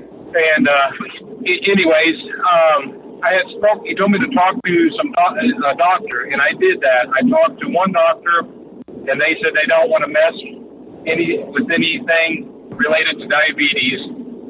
Or anything like that, and I talked to another one, and I told him where my sugars were running. Wait, stop. I want to go back and make sure I'm understanding something. Are you looking for a new doctor? Well, the first doctor, I talked to my family, the one I've always practiced with, and he doesn't want to mess with anything related to diabetes or blood sugars. He doesn't want to mess with that. He's a family doctor, a general practitioner? Yes. If you don't want to deal with diabetes as a doctor, just retire now. What the hell is that? What do you mean you don't want to deal with anything with diabetes? I don't know. That's what he told me. He said he wouldn't. Imagine if you pulled your truck into the shop and the shop's like, sorry, we don't want to work on injectors today. I don't even understand that. But anyway, so you can't work with your family doctor. Now you're out looking for a new doctor. What's going on? Right. So I found another doctor. So I'm more confused now than I was before I called you the original time. So the doctor told me that they will not prescribe me one of those monitoring systems because he says my sugars aren't high enough. Then he told me in order to even think about getting that, my sugars would have to be over 140. So where do I? Well, hold on a second. what number does he want over 140? Because we can't just say sugars. There's fasting blood glucose, there's A1C. This is kind of like the whole issue at the 10,000 and 7,000. We need to get specific about terms and numbers here. Does he want your fasting blood glucose to be over 140? Well, Kevin, I really don't know. I know. I'm kind of ignorant on all this. Well, it's not your fault. The doctor should be just explaining these things better. I mean, if I can do it on a radio show, why can't they do it with a human being in their office with them? So I may have even mentioned to you, I probably said, get one from your doctor if you can, because they won't prescribe them in cases like this. Here's what pisses me off about this. If we catch somebody early enough when maybe they're pre-diabetic, maybe they're not full-blown diabetic yet, and we issue them a CGM, maybe they'll learn and they won't become diabetic. But if their answer is, oh, no, I'm not going to give you this until you're a diabetic, I start to believe it's on purpose. They don't want to help anybody. Well, yeah. If they wanted to help people, like they would what you said prescribe before, these they to would make money. anybody. I should be able to get my doctor to prescribe one. I should just be able to walk in and say, and I'll pay for it. I'm not asking for anything free. But because of the FDA, you have to have a prescription to get one of these things, and doctors won't issue them. I'm not asking for free. I'm not even asking for my insurance company to pay for it. Just issue me one. But they won't. So then they wait until people become diabetic, and then it's usually too late because the advice they're going to give them is going to suck. So they give them a CGM, and it doesn't really do much good anyway because they never explain to the patient how they work. Yep. Well, I mean, I'm clueless on all this, so I'm trying to learn as I go. But, here's what I can tell you. I can give you a solution to this, a very, very good solution, but you're going to have to spend some money. What is this? What is that? So go to NutriSense, and I believe the website is nutrisense.io. I believe we do have some sort of a discount code. Let me go back and see if I can find it. I think we might have, we have 25% off. So if you go, what do we have to do here? Use code LET'S-TRUCK25. So if you go to NutriSense and sign up, we can at least get you $25 off. You will, not only will you get a CGM, you will get a nutritionist to work with you, and that nutritionist will work with whatever diet you say you are on. If you want to be on a keto diet, they will work with you on a keto diet. If you want to be on a mostly carnivore diet, they will work with you on a mostly carnivore diet. They will help you understand the correlation between what you eat and your blood sugar. They'll help you understand the app and the CGM and how to use it. You will get 10 times better service, and you will learn 10 times more if you get your sensor from NutriSense than if you get it from your doctor. Okay, can I ask you a couple more questions here? Sure. So I was thinking about going back to the original doctor that actually plugged me. Do you think that would be because so far she's been the one that's been, kind of woke me up to all this and alerted me to I might have some issues going on here. So because I kind of struck out on those last two, I would think that would be maybe a good. Well, wait a minute. Are you talking? Be a good candidate to talk to. She's not the one that says she doesn't work with diabetic patients, right? Right. She's the one that actually plugged me on my physicals the first time, saying that my blood pressure was too high, my sugars were too high, and this and that. Here's my advice. Stay away from the traditional medical community completely. Okay. That's what I'll do then. They will never, ever cure you of your diabetes. In fact, go back to that woman and ask her if you want, can you show me how to cure my diabetes?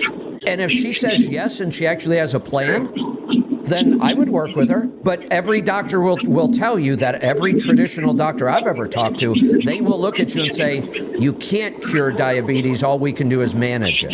That's when you want to run the other way. We cure it every day. I'm a freaking ex-truck driver, and I can cure people of diabetes in a couple of weeks. Okay, well, let me ask you this, Kevin. The second doctor that I talked to that I told you they wouldn't do anything until my sugar levels was over 140. They also told me that I'm not diabetic yet. Yes, you are. They're wrong. I know what metric they're using, and they're just wrong. You are diabetic. And so what? Let's just throw the whole thing out the window. Does it really matter if you're diabetic or not yet? You're heading that way, right? I am, yes. So what are they doing to stop it? Nothing. Exactly. They won't stop it. Yeah. They won't. And that's what I mean. You could go to 10 traditional doctors. None of them are going to do a damn thing to actually cure your diabetes. So where should my goal be at? Should I be under 100, or should I just throw that blood sugar level out the window? Just throw it out the window. Go get the CG. Here's why I can't give you a number. Because there's too many different situations. Do you realize during the time you and I have been talking, your blood sugar has probably changed 10 times? I would have never thought that, though. Yeah. So, look, you want to get let me give you a hack. If you really want to work with the doctor that says, I won't give it to you until your blood sugar's over 140, I can fix that. Just when you go for your next A1C or your next blood test with that doctor, and just schedule one. Say, I want to come in and do a blood test again. Just drink a big glass of orange juice and eat a Snickers bar. Your blood sugar will be about 200, and then he'll prescribe one to you. What changed? Nothing. Nothing. I can guarantee you I can get your blood sugar over 140 if that's the number he's looking for. It's easy. We can do that in about 30 minutes. Well, I'm completely confused on all this. So, I mean, would you keep helping me? Absolutely. I'll keep calling in and absolutely. You keep trying to guide me.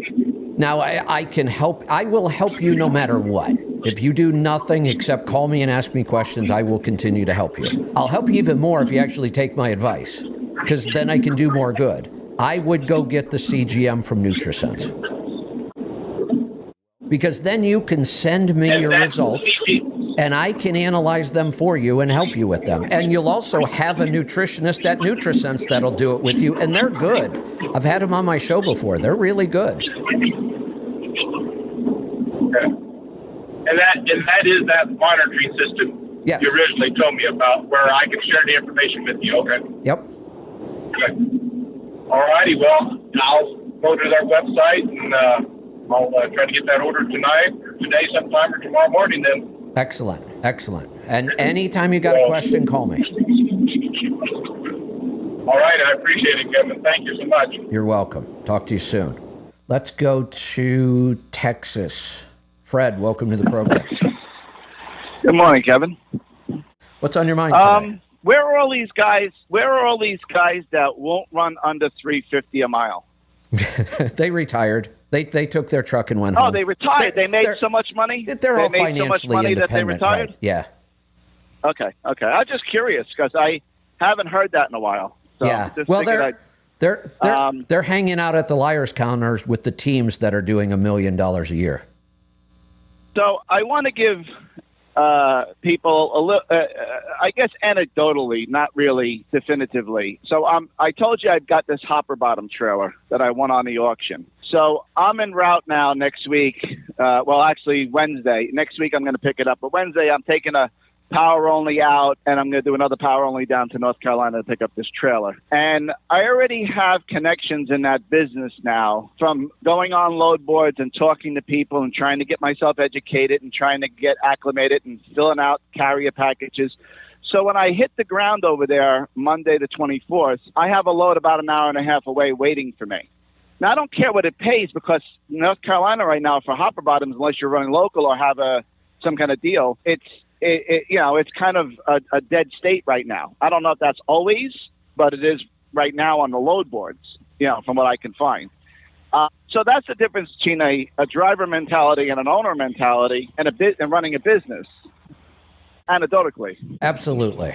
And, I know the American dream is to own a business, but it's really only for a small percentage of the people. Most people just don't want all the extra work and risk and hassle. They think they do because they don't understand how much work and risk and hassle there is.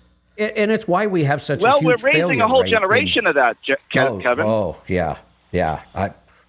I can't even imagine how bad things could become the way we're going. But it's kind of always been this way, and I'm okay with it. I don't want to see that change. I think it should be easy to get into business, and it should be easy to fail. And if you fail, move on. Go do something else or try again. But this idea that just because you started a business, you're somehow entitled to something, like some certain rate or some certain level of success. Oh, hell no. Where did you ever get that idea? I know. I see it in my own son. I've talked about him. You kind of get the feel of how I operate. I have a plan. I work diligently. I'm up however how many hours it takes to keep myself going in a positive direction. And sometimes I don't go in a positive direction. The day just turns out negative, and that's what it is. But it's the day. It's not the week, not the year, not the month. And I'm telling my son, we're going to relocate up to New York. He wants to go to school. I said, have you gone online and looked what's involved in this course you want to take? Well, I figured I'd wait till I get to New York, he tells me. I look at him, I'm like, really? And it's my own son. He's been around me for 20 years. Yeah. So, I said, it really makes a difference to know what you're going into than to get up there and figure out this is not what you want to do. Yeah. I don't know. He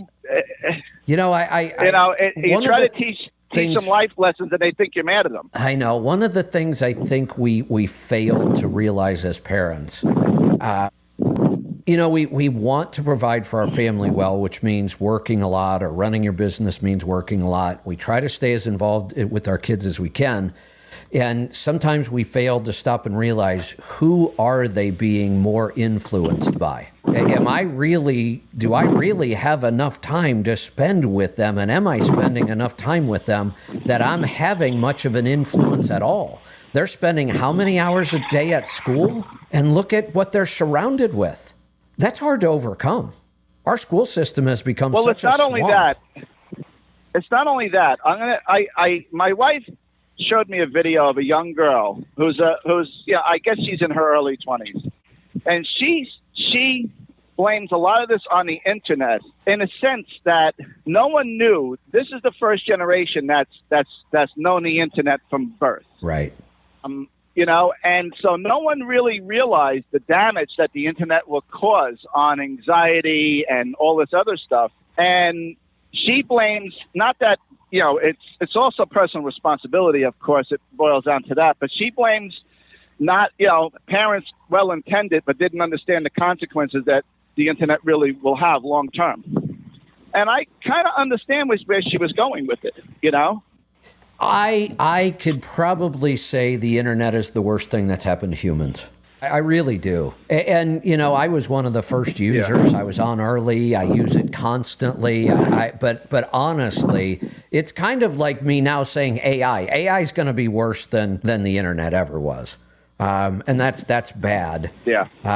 But it's even worse because AI is going to make the internet worse. That's really one of the bigger problems. But I do believe that everything about computer technology has been really bad for the human race. Yes. Now, people could come up with all kinds of advantages. Oh, look, we have all these cool medical technology. Talk about all the damn medical technology you want. Look around. People are fat, sick, and stupid. So whatever Yeah. medical breakthroughs you think computers or all this technology has generated, it has not helped the overall health of human beings. It has made it far, far worse. Getting that through to people is a tough sell. Well, and sometimes we might as well just go beat our head against the wall, because even if we get it through to people, how much difference is it going to make? I know how bad the internet is for me, and I'm on it all day anyway. Yeah. Since I got on Twitter, I've been more and more on it myself. You just find if you want to figure out what's going on and who's saying what. I use it as a tool. I mean, without the internet, my business wouldn't exist.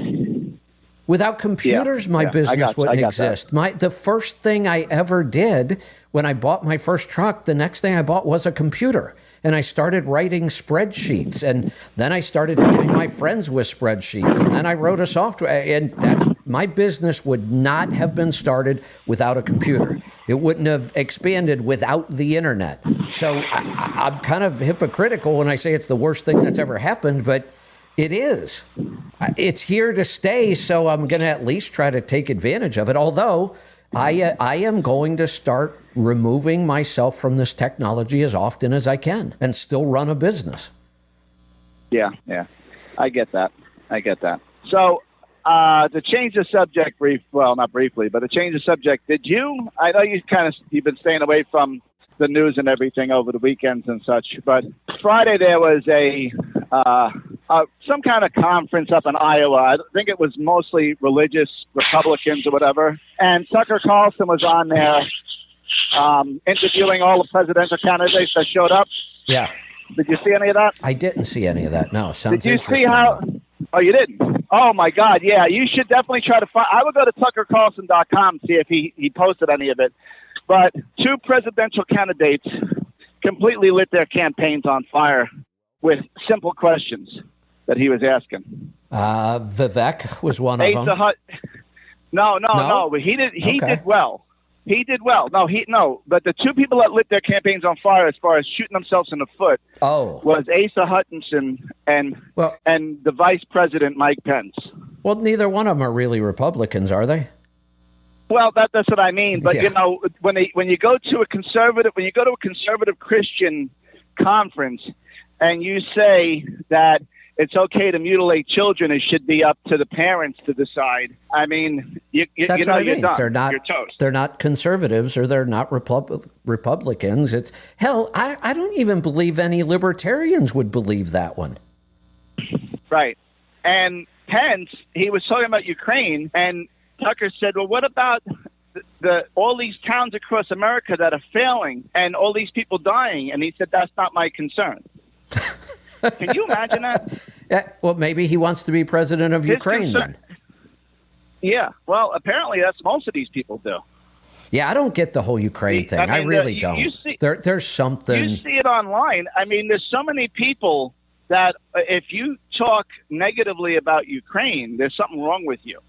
I don't need to talk negatively about Ukraine as a country. It's just another country, but we should have nothing whatsoever to do with it. Right. I'm saying about funding them. Yeah, I'll stand here all day long. We should not give them another penny. 100%. Why? I like are we strategy with this, and I like Trump's strategy with this. Exactly, and it's much closer to the libertarian strategy. We are not the world's police. We should not be doing this kind of crap all over the world. Correct. But to get the establishment elites to understand that is the worst. We have to believe that it's not a matter of them understanding this. They have to understand it. There has to be a totally different agenda that we don't understand. I think that's the real misunderstanding. The people that are doing this, the political elites, they understand exactly what they're doing and what's going on. It's all of us. We don't understand what this is all about. Well, I have my own opinion. This is all to enrich themselves.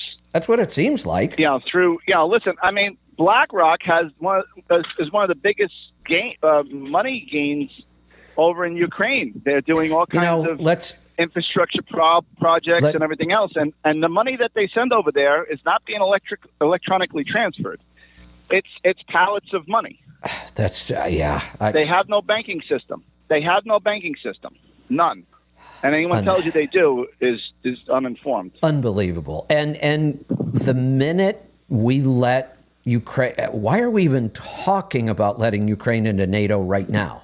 The minute we let them into NATO, we are officially in a war with Russia.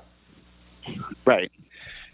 People don't understand when they did I think it was the Versailles Treaty, Russia said, no, the reason we stayed somewhat peaceful, we had a Cold War going on, but we stayed somewhat in communication with them because Russia didn't want anyone joining NATO that was on their border. Correct.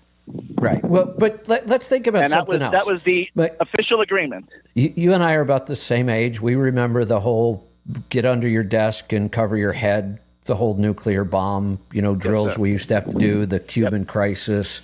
We were always told, if we ever go to war with Russia, the world will end. Right? Yes. How is it that Ukraine has managed to be in a war with Russia all this time?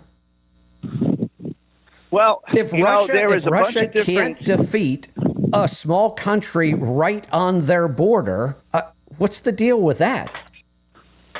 Right. Well, there is, this war was, from what I gather, from who I follow and talk about and read, this was all provoked because, believe it or not, if people don't understand, Russia is a predominantly Christian nation. Yes, very Orthodox Christian. And the reason they went into Ukraine in the first place is because Zelensky was jailing and murdering people in eastern Ukraine, I think, or western Ukraine, the Donbas region that they control now. Wait a minute. You mean this guy that they keep comparing to Churchill? Yes. Yeah. Really? Yeah, that guy. Yeah. Him? Yeah. Yep. Oh yeah. Huh. Yeah. He jailed his opponents. He shut down TV stations, and now he's on record as saying that he's going to. Wait. Hold on. I've been told that we have to send all this money over there to protect democracy. Yes, democracy. What exactly. democracy? There is none. That's exactly the whole point here, and that's what Carlson was bringing up to Pence, and he was like, "Well, I talked to one guy, and he said it's not happening." Oh, yes, it is. It absolutely it happened. He shut down several media sites that disagreed with him. Carlson said that this has been reported by a lot of news agencies, and there's never been a pushback. How can you stand there and, as a self-proclaimed Christian leader, how can you stand there and tell me that it's not happening? He said to Pence. And says, well, it's not happening. It's not my concern. And even if you take away the religious aspect of this, this is not a democracy. We're not sending money over there to protect democracy because Ukraine does not have a democracy. Forget the religious part of it even. Right. And, Asa Hutchinson, listen, I'm not here to tell anyone how to think or anything like that, but I feel that children cannot make up their mind on what to have for dinner most of the time. They should not be able to to make a decision on life-altering surgeries and medication. Can a 14-year-old walk in and get a tattoo? No. But they. So yeah. I mean, that's my logical perspective on this. Whether you think I'm right or wrong out there is fine. Everyone has entitled to their opinion. Well, used to be entitled to opinion unless you think wrong. Exactly. Yeah. But that's what he said to Hutchinson, who vetoed a bill that the legislature, who is elected in Arkansas, put together to stop underage sex change. Gender-affirming care, I think, is what they're calling it. Yes, gender-affirming care. Right, that's what they call it. Right. So Tucker said you've been out of the governor's mansion for a while now. Did you had time to think about that? Do you still think that it's? And he said, there's only two genders according to God. He's making the platitudes, and then all of a sudden, he goes into this is care. He says it's not care. This is child mutilation. Tucker said to him. It absolutely is. And he held tightly to his convictions and thought it was okay. And I was watching the commentators after Tucker got up stage and like, did I just witness what I just witnessed, or am I dreaming? Like, Yeah, I know. Yeah, that's what we're dealing with. Yeah. And we made fun of the Democrats the last presidential election because they had so many contenders and there was a bunch of goofballs in the group. And guess what? That's the Republicans this time. Yeah. Everybody's jumping into the race, and we got a bunch of goofballs in there that don't have a snowball's chance in hell. And yet we're going to mess up the whole process. And then, I've seen people complain that certain people can't get into the debates. Well, honestly, there should be some control over that, because the stupid debates with 12 people up on stage are a complete waste of time. Yes, because no one gets any points across. Nothing ever gets right. No one gets any word in word in edgewise. So I think I know that if you look at some of these interviews that Carlson did over the weekend. Yeah. Go ahead. Yeah, I was just going to say, why don't we do this instead? All presidential debates are one-on-one. So you have to have more debates. Yes, because so suck it up and do the work. You always say why. Yep. How you always tell people to ask why. That's what Carson was doing. Okay, you have this position. Why? Why? And they get angry. Yeah, it's one of the best ways to debate somebody. Don't try to get your point across. Just make them prove their point. Yeah, and that's exactly what he did. He right. He wasn't here. He wasn't being an antagonist. No, he wasn't even. And he just asking them simple, flat-out questions. Yeah, and that's how our debates should be, one-on-one. And I don't care if we end up with 20 candidates. Everybody's got to do a one-on-one. Yeah, and it should be able to. Anyone should be able to witness it, review it. Well, let's go a step further. It doesn't need to be in person. Do it as a Zoom and publish it. We can all watch. Those two people do not 100%. Need to be in the same room. 100%. But that's not going to happen. I'm In fact, telling you, you were going to love this. Aren't the Democrats actually saying there aren't going to be any debates in their primary? Well, yes, they are, and I kind of have a mixed thought about this. So, if you are now, listen, I'm not a Democrat, never pretended to be one, but it's like the incumbent. If the incumbent's poll numbers are that high, why would the incumbent decide to give someone with not even half of his numbers opportunity to knock him out of the lead? They shouldn't, but I want them to. I get that they want to protect their position, but you are applying for a job to work for us, the people. We'll tell you how the interview's going to go. How about that? Yes, but that's kind of like that's almost a dictatorship. This is the two-tier system we have. That's almost like a CEO saying, "I just started a new company policy. The company is no longer ever allowed to hire a new CEO." I don't care if you're the sitting president. I don't care if your poll numbers are the highest in history. You should debate somebody if they're challenging you. I agree with that. But he'll never be able to do it. I don't believe he's mentally or physically capable. I want it more than ever, just because I want to see Biden in a true one-on-one serious debate. Yeah.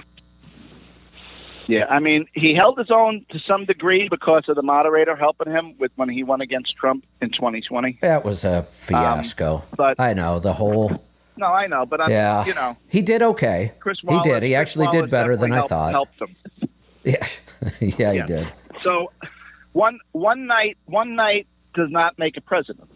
That's all I have to say. So, I think a one-on-one with tough questions really is the format we should all strive for. Will it ever happen? And I don't care if it's Carlson or Jake Tapper. I don't care who it is. We can all call out, the people for being biased if they are biased. Absolutely. Yeah. Or So what it doesn't matter to me. It doesn't have to be. Yeah, we're not going to get any of this stuff. I mean, they're going to continue to do what they're doing. It's hard to imagine how bad our numbers have become between Biden and Harris. Oh my goodness! I think she's actually even set her latest, records. her latest couple of, even her latest couple of I don't know what you would call them. Gaffes, I guess. She's sitting there. Well, she's sitting there with a bunch of AI text and explaining AI is called artificial intelligence. It's 2 letters. I'm like, She said that. AI. Yeah. It's complicated. It's I know. 2 letters. It stands for artificial intelligence. What are we, a kindergarten class? And here's the reason. But she did that. She's she did not that with, smart she did enough that to with say Ukraine. anything better. I know. I haven't done the research, but if my memory serves me, I don't believe she was ever publicly elected to any position she's held. I don't think she has been either. She's always been appointed. Appointed, I believe. And some people push back at me about her being a senator from California. I think Newsom appointed her that. I don't know. I'd have to go. think she I ever forgot ran. she was a senator. I forgot all about Yeah. that. Yeah. I don't know if she ran. And you know what? None of it matters. I don't care if she ran 100 times and got elected somehow. She's still a blithering idiot when she talks. Now, don't be sexist and racist. Oh, yeah, well, it has nothing whatsoever with her being a black woman or Indian and whatever. I know. You know, look, you could have artificial that's the go-to intelligence. tagline. You could have artificial intelligence change her voice into a white male and she would still be a blithering idiot. Yes, 100%. 100%. That's why in her own state she didn't even make 1% of the vote in her own state How when she was pathetic. running Right. for president. How pathetic. And why was she chosen? We know why she was chosen. Because she's a black female. And that's why we have a black female Supreme Court justice, because she's a black female. I'm not trying to disparage the woman. I'm not either. It's just that should not be the qualification that gets you hired for anything. It shouldn't even be talked about. It should not be a factor at all. And they told us. I mean, come on. They came right out. Biden came right out and told us it will be a black female. Yeah. Well, wait a minute. How can you say that? You're not looking at the possible candidates. So you're already telling us you're going to compromise your choice. Well, then this is why affirmative action is so detrimental to everybody. Yes. Because when you start filling quotas without having qualifications, it's a downward spiral. Well, you know, I haven't read it, and I'm going to read it if I can find it. Is that George Orwell's Animal Farm? Oh yeah, great book. Have you read that? Oh yeah, great book. Yeah, I haven't read it. I read 1984. Yeah. But No, I didn't- Animal Farm is excellent. I didn't. Yeah, but apparently they put the pigs in charge of the farm instead of the farmers or something like that. yeah. It's basically That's what what we they have. did was they highlight all of our human fallacies by using animals. That's really what the book's about. Yeah. Yeah. Yeah. Or you He could wasn't just, assassinated, was he? or you could just go, read Atlas Shrugged again. Well, that's true. I did that. That was a marathon. But yeah, unbelievable book as well. You know, what really troubles me is that things like that shouldn't be like Biden just signed an executive order saying that you can't see how the investigation went with John Kennedy. I mean, they have to be hiding something major to do that.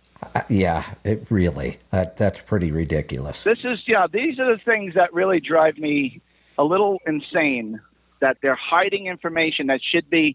Listen, this is 1962, right? Is that when he got assassinated? 63. 63. Yeah, 63. I mean, come on. That's 50 years. 60 exactly. Years, right? 60 Yeah. years. 60 years. Yeah. There's a Stephen King wrote a really good book about it. Oh, JFK. The one. No, it's called 1963. I think is the title of the book. Oh, is it? That's how I always remember. Okay, I'm pretty okay. sure it's the title of the book. Plus, I was born that year. That helps me remember a little. But his is, I said that kind of tongue in cheek. His has nothing whatsoever to do with politics, really. But it's a really good story. Somebody actually has the opportunity. I won't give the whole thing away, but somebody actually has the opportunity to try to stop that from happening. Really? Yeah, really good book. If you like Stephen King, Okay. it's a really good book. Okay. Well, I do like his work. I'm not really a fan of him. Oh, think yeah, he's really but off my the rails God, his sometimes, politics some are things so he says. far off to the left, I couldn't even begin to listen to him on politics, but I love his books. Right. All right. Yeah. All right. Have a good day. All right. Good talking to you. Talk to you soon. Let's go to Texas. Pam, welcome to the program. Thank you, Kevin, for all you do. You're welcome. We've been eating keto for, well, my husband mostly carnivore right now, but we've called in a couple of times. But I've stalled out a long time ago. Probably would like to lose 20 or 30 pounds. We're kind of going to a quack because we found a functional medicine that was fair, but she's left and went to another practice that's too expensive. But anyway, my the main question is that how do you feel about your blood type, eating your blood type? Run the other way. That's what I'm afraid of. There is Okay. zero reason to try to eat differently because of your blood type. It has nothing to do with nutrition at all. This is a total hoax. Okay. It's been around a long time. It just doesn't even make any sense. Yeah. I just follow through with this guy. I don't even know what kind of medicine he calls it. It's kind of acupressure.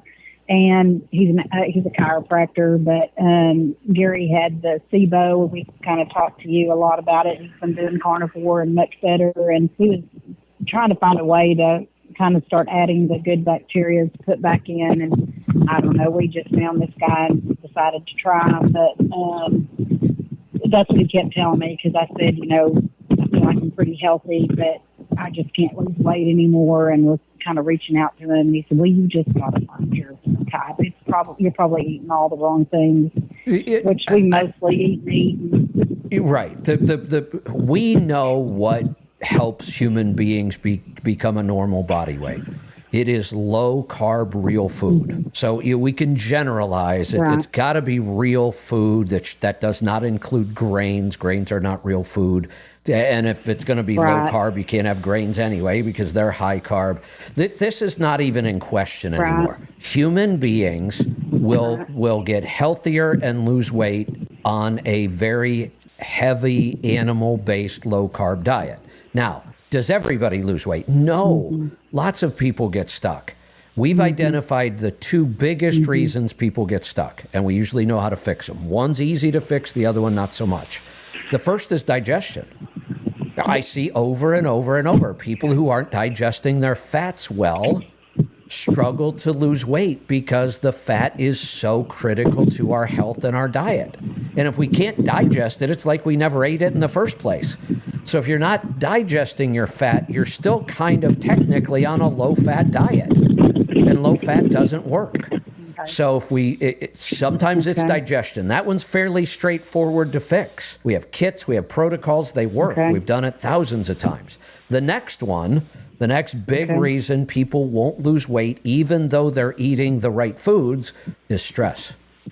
And that's one that is much, much more difficult to resolve. I'm still working on it. I'm just now starting a new round of testing again, trying to tweak my stress protocol more. It works. It works every time. It's just really, really difficult to integrate all these things into your life and really lower stress in our life and improve our stress muscle. And if we do it, it works. It's just, I just wish I could find ways to make it easier. Right.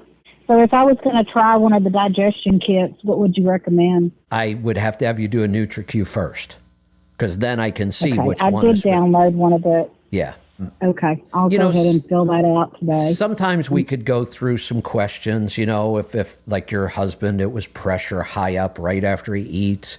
That's a pretty good sign it might be SIBO, so let's start there. Do you have your gallbladder? Yes. Okay. Because people without their gallbladder really struggle with this because then we have to kind of manually help their fat digestion. There are some signs of poor fat digestion. It can alternate a lot of times between constipation and diarrhea, or you experience diarrhea more often if you're not digesting your fats well. You can actually see results in the toilet bowl. You can see an oil slick or very light colored or even gray colored stools. Those are all signs of poor fat digestion. But again, the NutriQ is going to ask you all of those questions. And once I see a NutriQ, we can usually pretty well identify what's going on.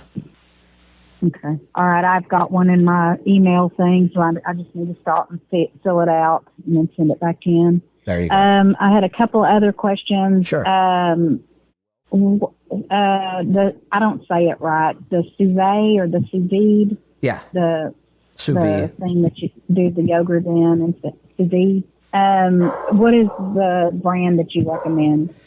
I just drew a blank. Yeah. I have so many devices by this company. Hold on a second. It should come to me. Okay. If not, I can go look at my Amazon history. So it's made by the same, Breville is actually who makes it, but it's not labeled Breville, Breville, but it's not labeled Breville on the sous vide. Most of their appliances say Breville right on them, but for some reason I think sous vide. Let me go look for it real quick. Okay. Actually, when you look it up on Amazon, it does say Breville, but they call it the Joule, Joule. Joule. So if you look up Breville Joule, it'll pop right up on Amazon. Okay. They have one that's $249. That one is, I believe it's 600 watts. And then I think they have one that's $200, might be slightly less wattage. Okay. Do you recommend the 6 watt? For the, if all you're going to use it for is the yogurt, the cheaper one will be just fine. If you really decide you might want to get into cooking sous vide, I cook several things sous vide. It's pretty awesome. You can do steaks, you can do ribs, you can do eggs, you can do all kinds of crazy stuff. If you're going to do a lot of sous vide cooking, I'd get the bigger one. Okay. All right. And can we order the yogurt starter through you in directions? Or? I believe if you order something else from the store, we might still be putting those in free. Let me check. Okay, we just did a huge order, but we'll do again. So that'll be fine. We're not in any hurry. So, okay. And is there directions on how to make it after you get the starter, or do we need to just go to your website? No, there is. In the packet, I think we put out that we used to just give it away. And once the interest kind of died down a little bit, I don't know if we're still reordering all that stuff or not. So I'm checking right now. There are definitely videos and instructions on the website. Okay, so it sounds like it says all you need to do is just add a note or call us when you put in an order, and then we'll throw that in for you. Okay, great.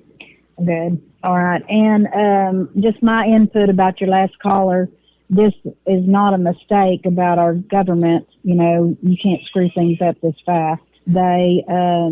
This is a plan. I believe it's all the one world government, one world health. That's how they control us. And that's just my input. My brother is a vascular surgeon, and he is in San Antonio, and he just left. It's not a big practice, but they came to him and said, you have this many patients, and you do this many surgeries. You got 2 months to do this many surgeries, or you're out of here. And really? He left, and he's opening his own practice. Wow. Yeah. No, I told him, I'm like, Jeff, go ahead. I agree with you. This is about control. I mean, the big picture of everything going on is it has to be about control. There just nothing else makes sense. Yeah. it's sad. And in the medical field, we've known it's failing us for a long time. And he found out he was diabetic and he cuts off legs for a living. So he's like, I ain't doing this. So we had already been eating this way. Yeah. So he hired somebody online, a chiropractor that did nutrition tests and stuff. And so within 6 weeks, his liver was just amazing and changed and went carnivore. He started keto, but then he went carnivore. Awesome. And he told him to send it to his family doctor, and she's a friend, and she's like, what the hell did you do? There's no medicine that could do that. And he's like, well, I started keto and then, lost a lot of weight. But yeah, so it's exciting to me because he's going to be able to at least tell his patients now, this is how you do it. You can get off this medicine if you want to get healthy, and if not, I'll treat you the other way, but at least he'll be able to give them options, trying to be healthy. But I have said forever, I criticize doctors heavily, and then I try to clarify and say, look, I'm not really criticizing the doctors. I'm criticizing the system. The system is so broken. Right. Here's a good example. Here's a human doctor who followed the system, and like you said, he's cutting off people's limbs on a regular basis because of diabetes, and he becomes diabetic. But he was willing to open up his mind and look at some other option other than what he's been taught, and it worked. That one story there tells you how screwed up our system is.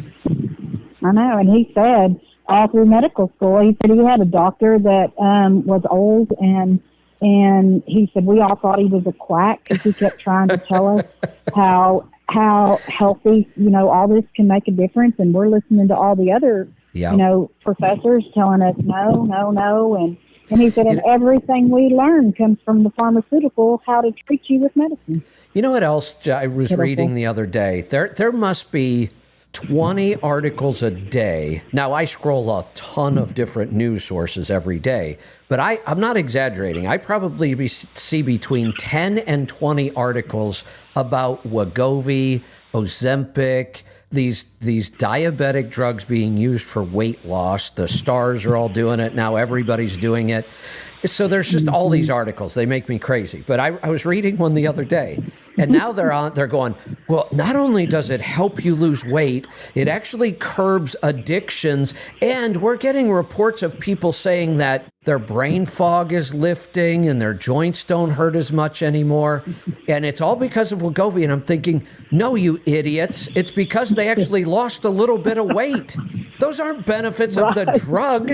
They're just benefits because, yes, the drug does force you to lose a little bit of weight. It's not worth it, not even for a second, to go take some toxic pharmaceutical to lose 30 or 40 pounds when you can do it with Diet Easy. But now they're trying to claim that all these benefits are because of the drug. No, they're just because you lost a little bit of weight. Right. Oh, I know. It's a sad world we live in. It is. They just want to have us on making money on medical and absolutely. Yes. No doubt. Anyway, I won't keep you for any more. God bless you. We really appreciate what you do. My husband is a truck driver, and we've been listening to you for a long time. Thank you. We feel like your family because you're on the radio, and we feel like we know you, but you do a lot of help for a lot of people in every industry you talk about. But we just appreciate you. Well, thank you. Appreciate it. Let's go to Nebraska. Steve, welcome to the program. Hey, I just have a real quick question for you about there's an AI headset that you talk about, and then your Garmin headset that you were talking about a year or so ago. Yeah, so we really like the Garmin headset in the truck. And the Garmin headset, we are talking mostly about Twitter Spaces because we have a lot of different speakers on at one time, and most of them are just going to be on you have to be on your phone. That's the reason this has become such an issue on Twitter, because the only way to do it is on your phone. So we were trying to find the best quality audio for a phone call on Twitter.